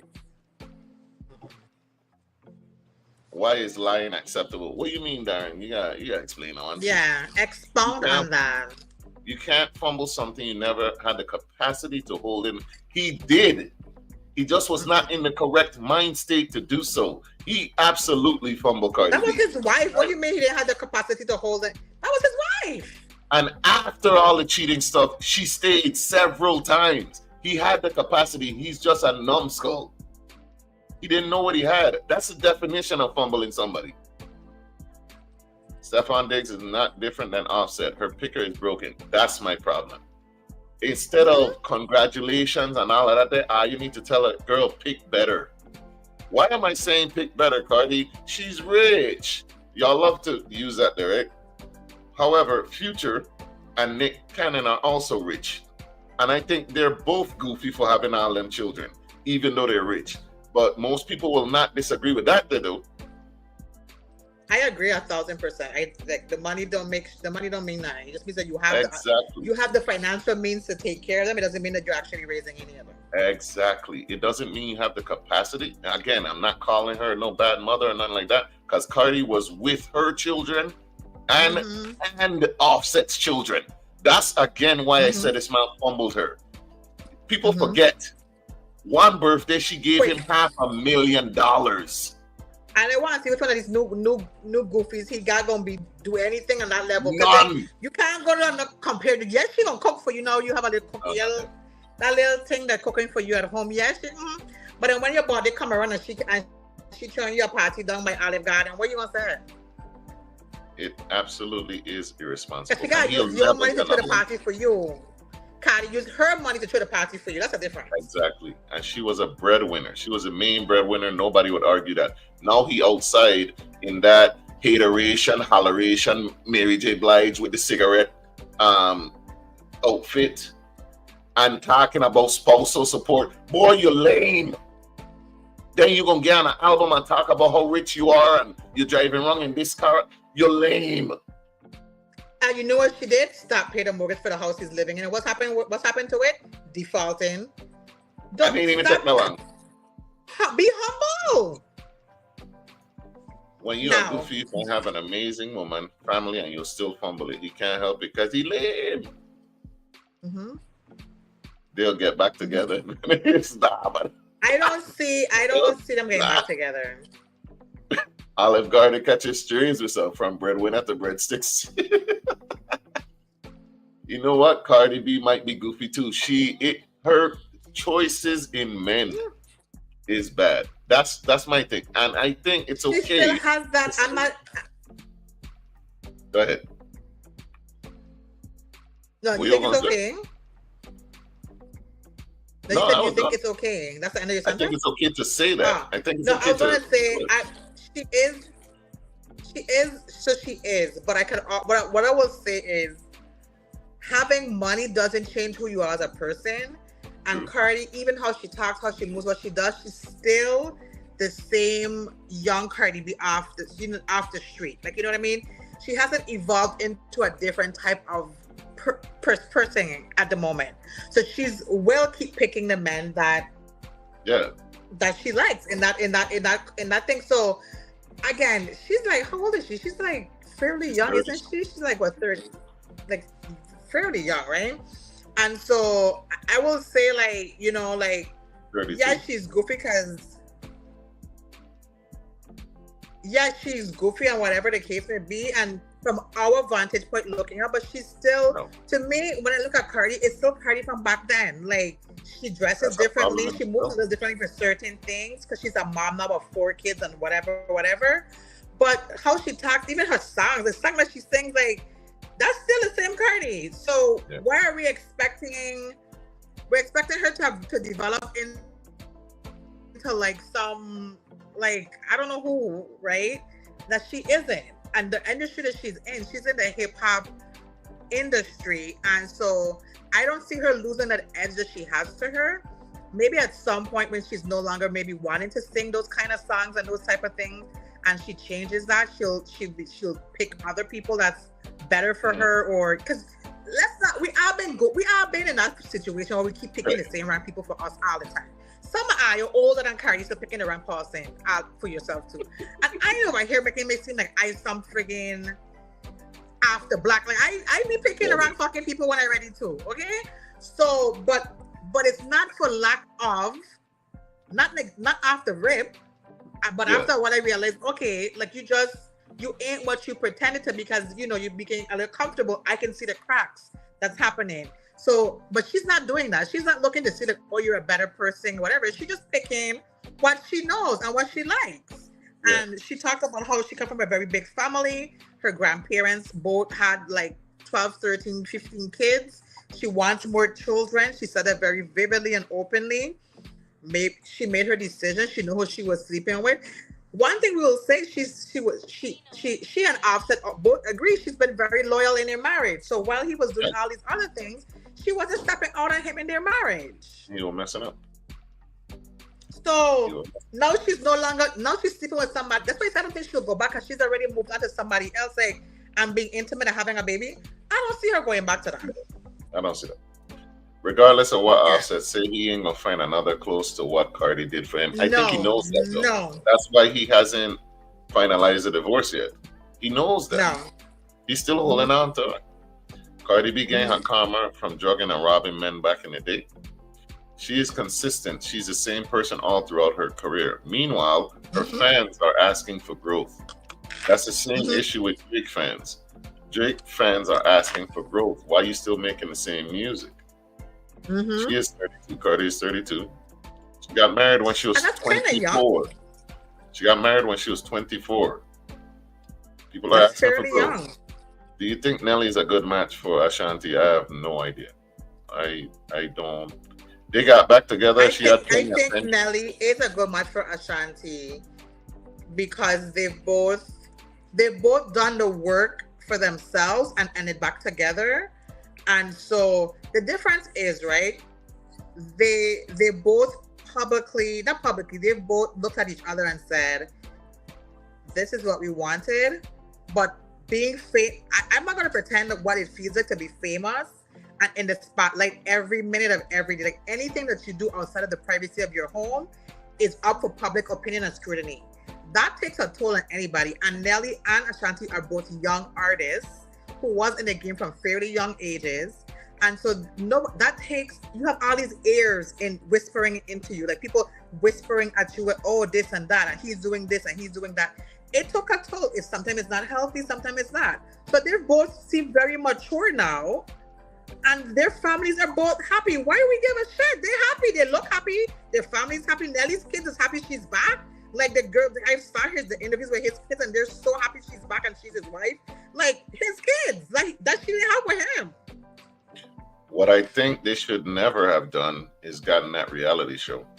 I think that's what Marcus is talking about. I agree. Reality show couples do not last.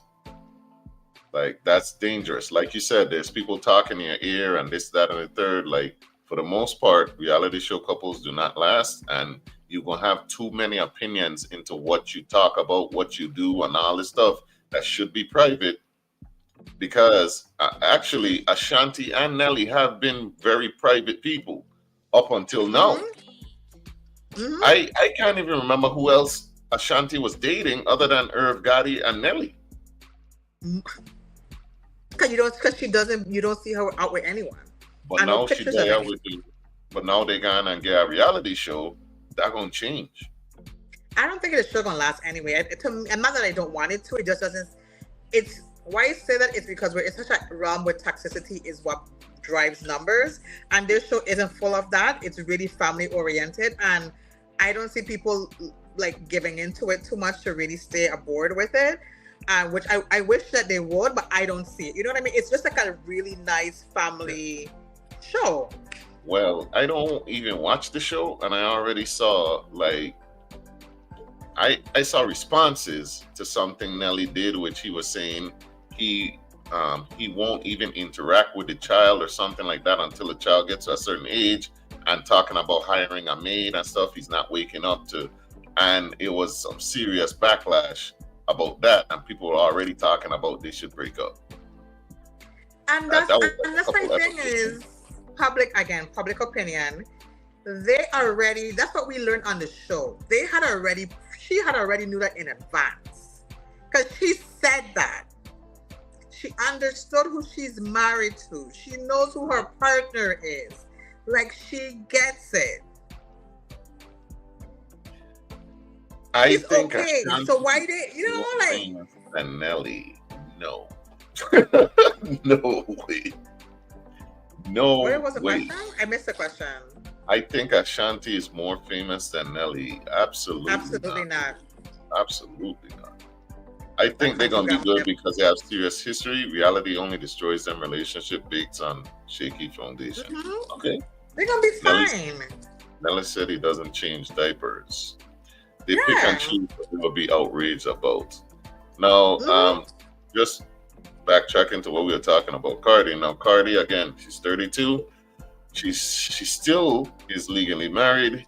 Her youngest child, it just made a year. And now she's with Stephon Diggs, who she's been with for less than a year. She's pregnant. And now this. Model Aileen Lopera, also known as Lord Giselle, has alleged in court documents obtained by TMZ Sports that Stephon Diggs is the father of her 5-month-old daughter, Charlie. She's seeking child support, though Diggs says he is not certain the baby is his, has requested a DNA test, so we wait on this response. So that it didn't take long for the drama to, pop up for Cardi. As we were talking, it's any drama for Cardi. Yeah. Y'all have any opinions on the Dame? No. You jump in topics, you all over the place. You're all over the place. I think Dame Dash need to sit on somewhere. I think both Dame Dash and Charlemagne made good points about each other. That's what I'll say. All right. And Cardi B's sophomore album, her second album, which is 7 years after her first one, Invasion of Privacy, called Cardi B, Am I the Drama? It was released yesterday, or day before yesterday, and the reviews are mixed. The album has 23 tracks on it. Okay. And the reviews from TikTok people are not really good. Here are some of the comments. Cardi B raps like she learned English last year. Why does she sound like she's falling asleep? Red Bull gives you wings, so does Cardi B. When you start your homework at 11:50 and it's due at midnight. I've heard I've heard some songs, and yeah, there really was no growth from the songs that I've heard. I'm gonna listen to the whole thing, but 23 tracks. I'm gonna be honest, that's a lot to. That used to be a double album back in the day. It used to. And yeah, I didn't hear a lot of growth, and it sounds like she's actually regressed because there are actual lyrics like A, B, C, D, E, F, G. What? 1, 2, 3, 4, 5. Cardi is the baddest bee alive. Like, yeah, I don't know. Really? Oh wow. Dame need to go heal. He's still mad about Jay-Z dropping him, and he proves every time that it was a good idea. The ABC 1, 2, 3 went platinum. The numbers, yes, that doesn't mean the album is good enough. Like an actual fan of the album said she has 6 bangers, 6 fire songs, 6 out of 23. And that's a fire album for her. I judge albums differently. Call me crazy. But 6 out of 23 is not good. This was someone that loved the album.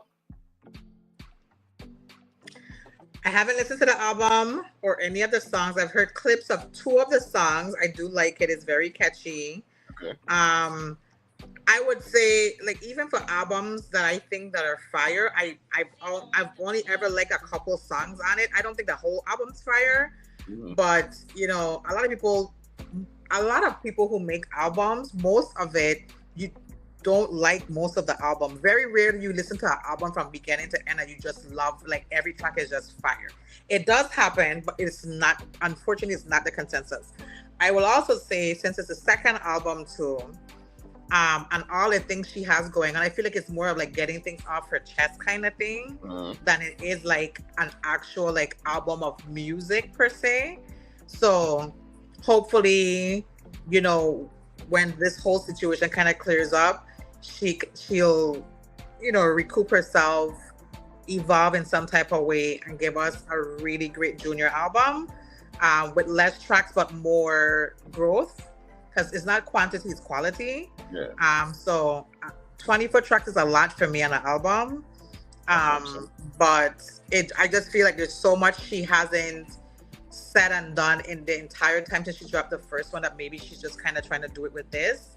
And so it's more of like, you know, like the Usher Confessions, not the same quality, but getting things off your chest is what I'm saying.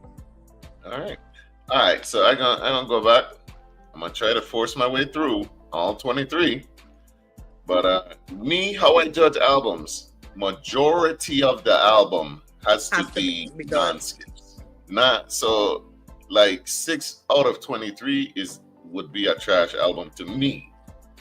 But like if you get 23 tracks, I at least need 15 or 16 to be good. Otherwise, you could have cut that day in half and pulled the album this year and another one next year. You know what I'm saying? Like, I would have preferred that. But she need that divorce money because after can't up she need that divorce. I ain't mad. I hope she don't have to pay that spousal support again. So in conclusion, Offset is lame. It's okay to tell your friends that they're doing goofy stuff. We wish Cardi B the best, and for her to up her picking game. All right. I only like one song. One. Bodega Baddie, because I could wind up to that. I listened to that there, and man, that song got a lot going on. A lot is going on in that Bodega Baddie song, like, and not in a good way. But yeah, so next thing, speaking of wives, hey, did I ever tell you I hate Ayesha Curry, man? I hate Ayesha Curry. And not because I know her personally or anything like that, but because of how much she embarrasses her husband every time she gets on an interview. Now, really? I'm going to let y'all watch this video and decide for yourself. It's the latest video that has come out with her talking once again about how, you know, she should have been a boss and all of this stuff. And I feel like she's jealous of her husband's success. Y'all tell me if I'm mistaken, I'm tripping or what, but here she is. Never thought that he would like someone like me. I just didn't think it was going to be a thing. I thought we would be friends. Yeah. Did you ever have anything in high school at all, or it was legit just friends? No, just friends. Just friends. Yeah. I get what you're saying. Like, you never saw him as something, but I'm like, when you look back, is there any memory that you're like, maybe there was something or no? Never. I in the beginning hated it so much. I did not sign up for that. I also always thought I didn't know that he was gonna end up playing basketball. He said he wanted to be a high school basketball coach. I thought I was gonna be the girl out there getting it. So I didn't know.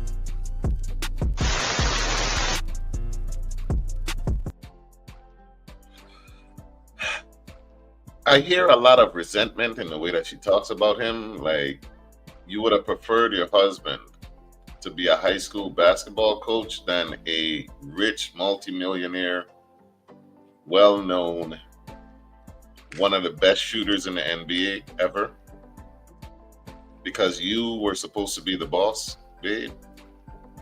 She really need to keep. She does. Mind you, she didn't have to say these things.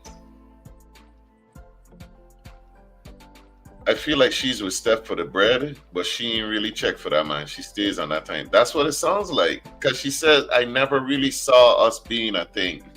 And she's talking about the past, in the future.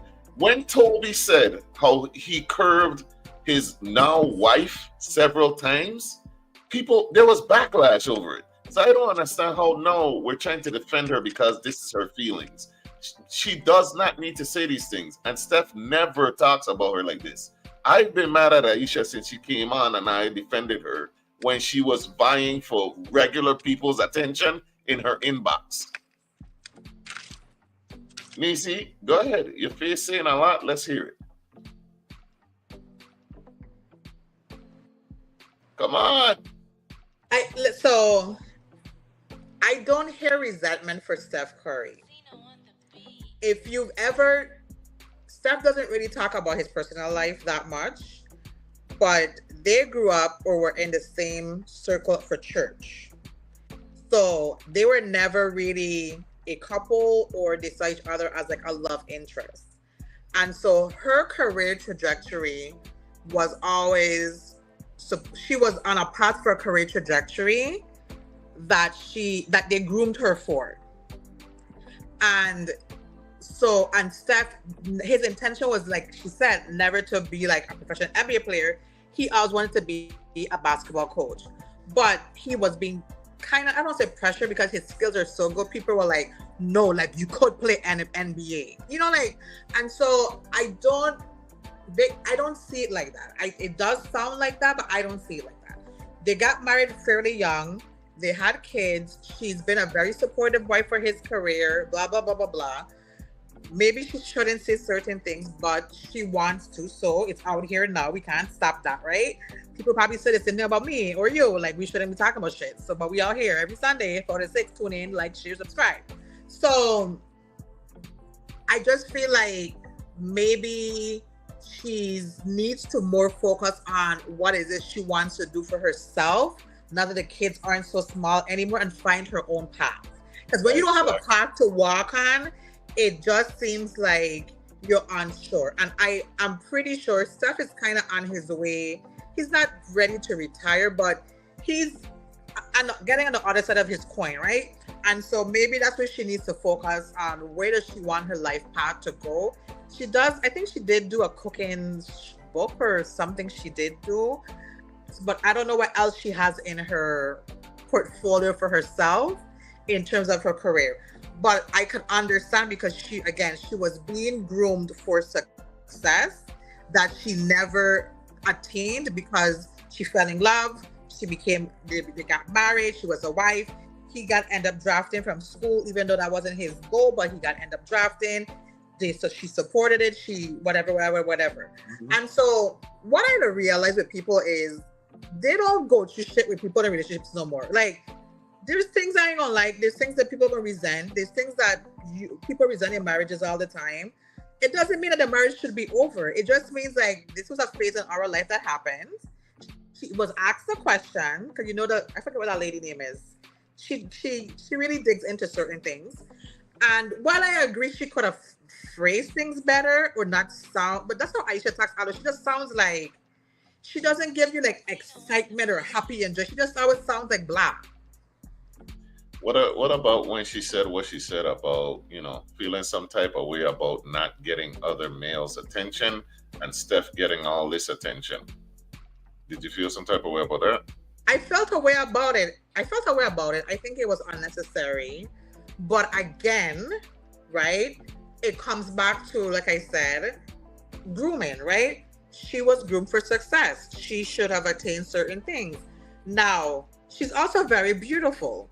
And so typically, beauty does attract people.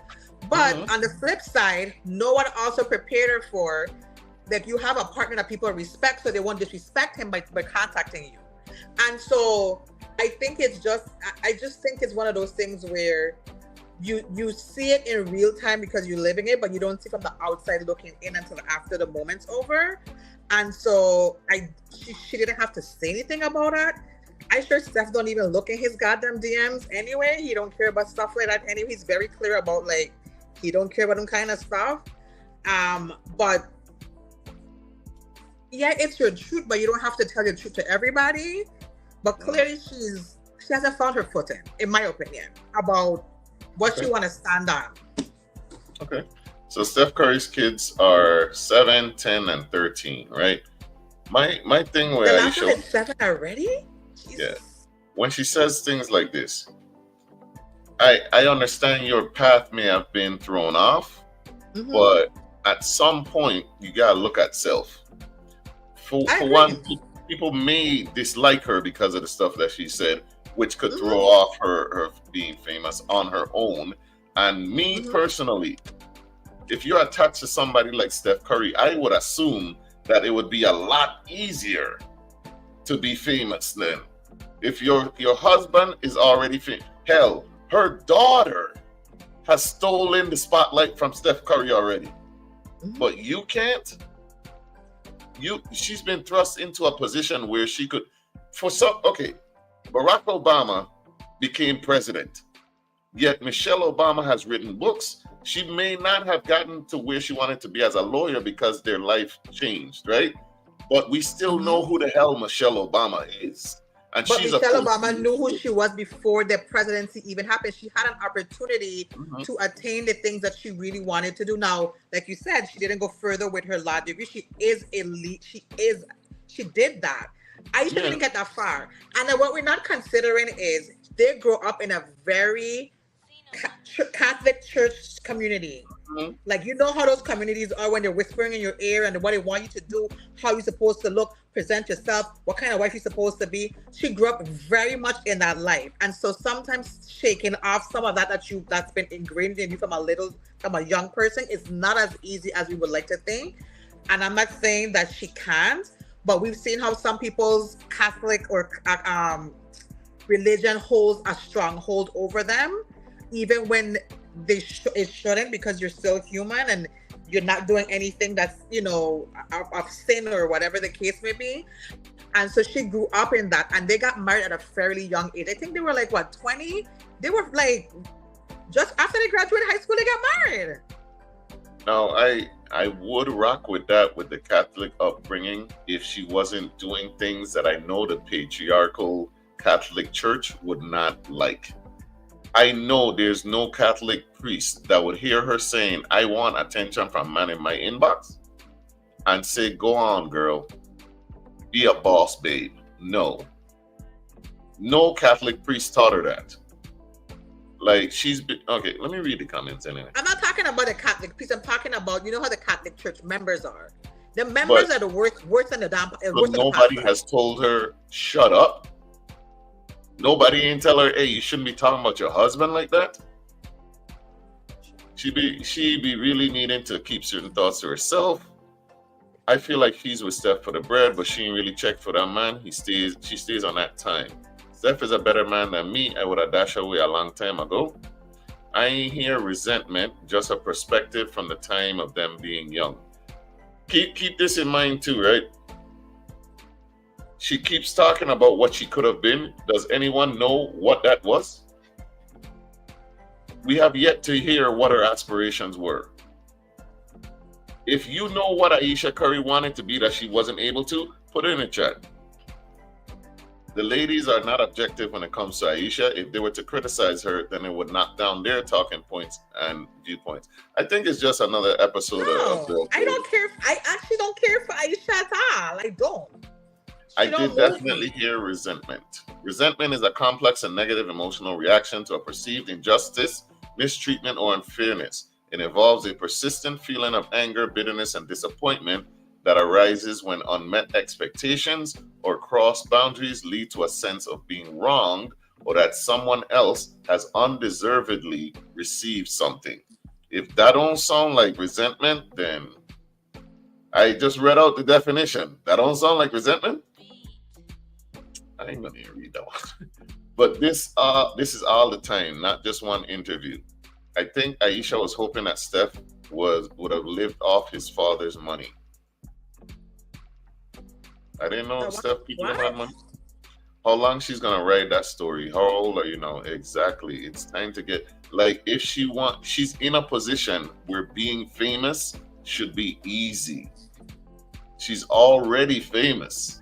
But I agree, but we're only going based on the clip that we saw. We don't know what was said after. I don't know if there's another question and they moved on. I don't know. We're just doing based on the clickbait that we saw. And this is why I'm saying, again, she should by now be media trained. That's another thing. By now, she should be trained on what is appropriate to say and what you shouldn't. That's also on her. Well, hey, it's been 2 hours. Hey, thank you for riding with us, man, with another episode of A Different Day with Jah and Neci. Please share the live. Tell your friends about A Different Day with Jah and Neci. Go ahead and follow 101.3 Row FM. Tune in every day to our actual live radio shows and the streams. Please keep us on the air. If this is a every time thing, yeah, that's different. Yeah, this is one incident. This one incident. Do not what? Sorry. Do not what?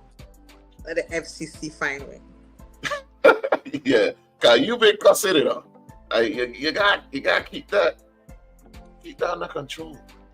And I typically don't. And you've been cussing, but some of the topics clearly triggered you, but that's cool.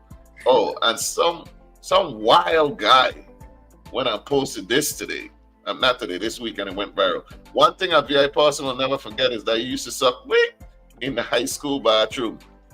Hey. Who? I just wanted to leave out with that there. Hey, never forget that the freaky stuff that you did in high school, VI people will forever remember. Keep that in mind. And I feel sorry for the sucker buddy girl because they will bring that up. I'm telling you, I learned the hard way when I was told I like blanks because she used to do such and such in the bathroom, and I'm like, they will bring that up. You just so envious that you didn't get any. You have to bring up somebody else stuff that happened 25 years ago in school. Like they still 25? Bring it up. They will not forgive. They do not forget. So keep that in mind, people. Yeah, scared for life. I tell you, they will not forget it. They will bring it up. And even if you move, you need to move somewhere very far away. Ain't no VI people, because they'll see you and then tell somebody else's story. Man. Keep that in mind. All right. But we want to leave y'all with something. Do you have any final words for the people? Be blessed. Have a good week. Peace out. All right. Follow us on Instagram at Same Difference 2022 or on TikTok at Same_Difference_pod. The YouTube is VI_very_own. We want to thank you so much for tuning in. Again, share the live. Tell people about A Different Day with Jah and Neci. We're here every Sunday from 4 to 6 p.m. Next Sunday, there will be no show because it's my daughter's birthday and we are out of town. So keep that in mind. But we will be back Sunday after next. All right. We're going to leave you with this video. Hopefully it brings a smile to your face like it did Neci's. But we love you guys. Thank you so much. We out. Peace.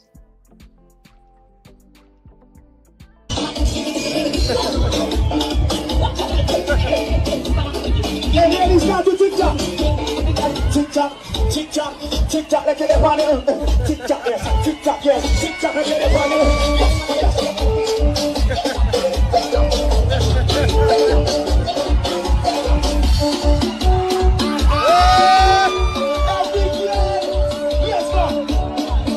Every girl. Okay, take a deep breather now. Take a deep breather. Right, you're just showing off now. You're just showing off. Huh?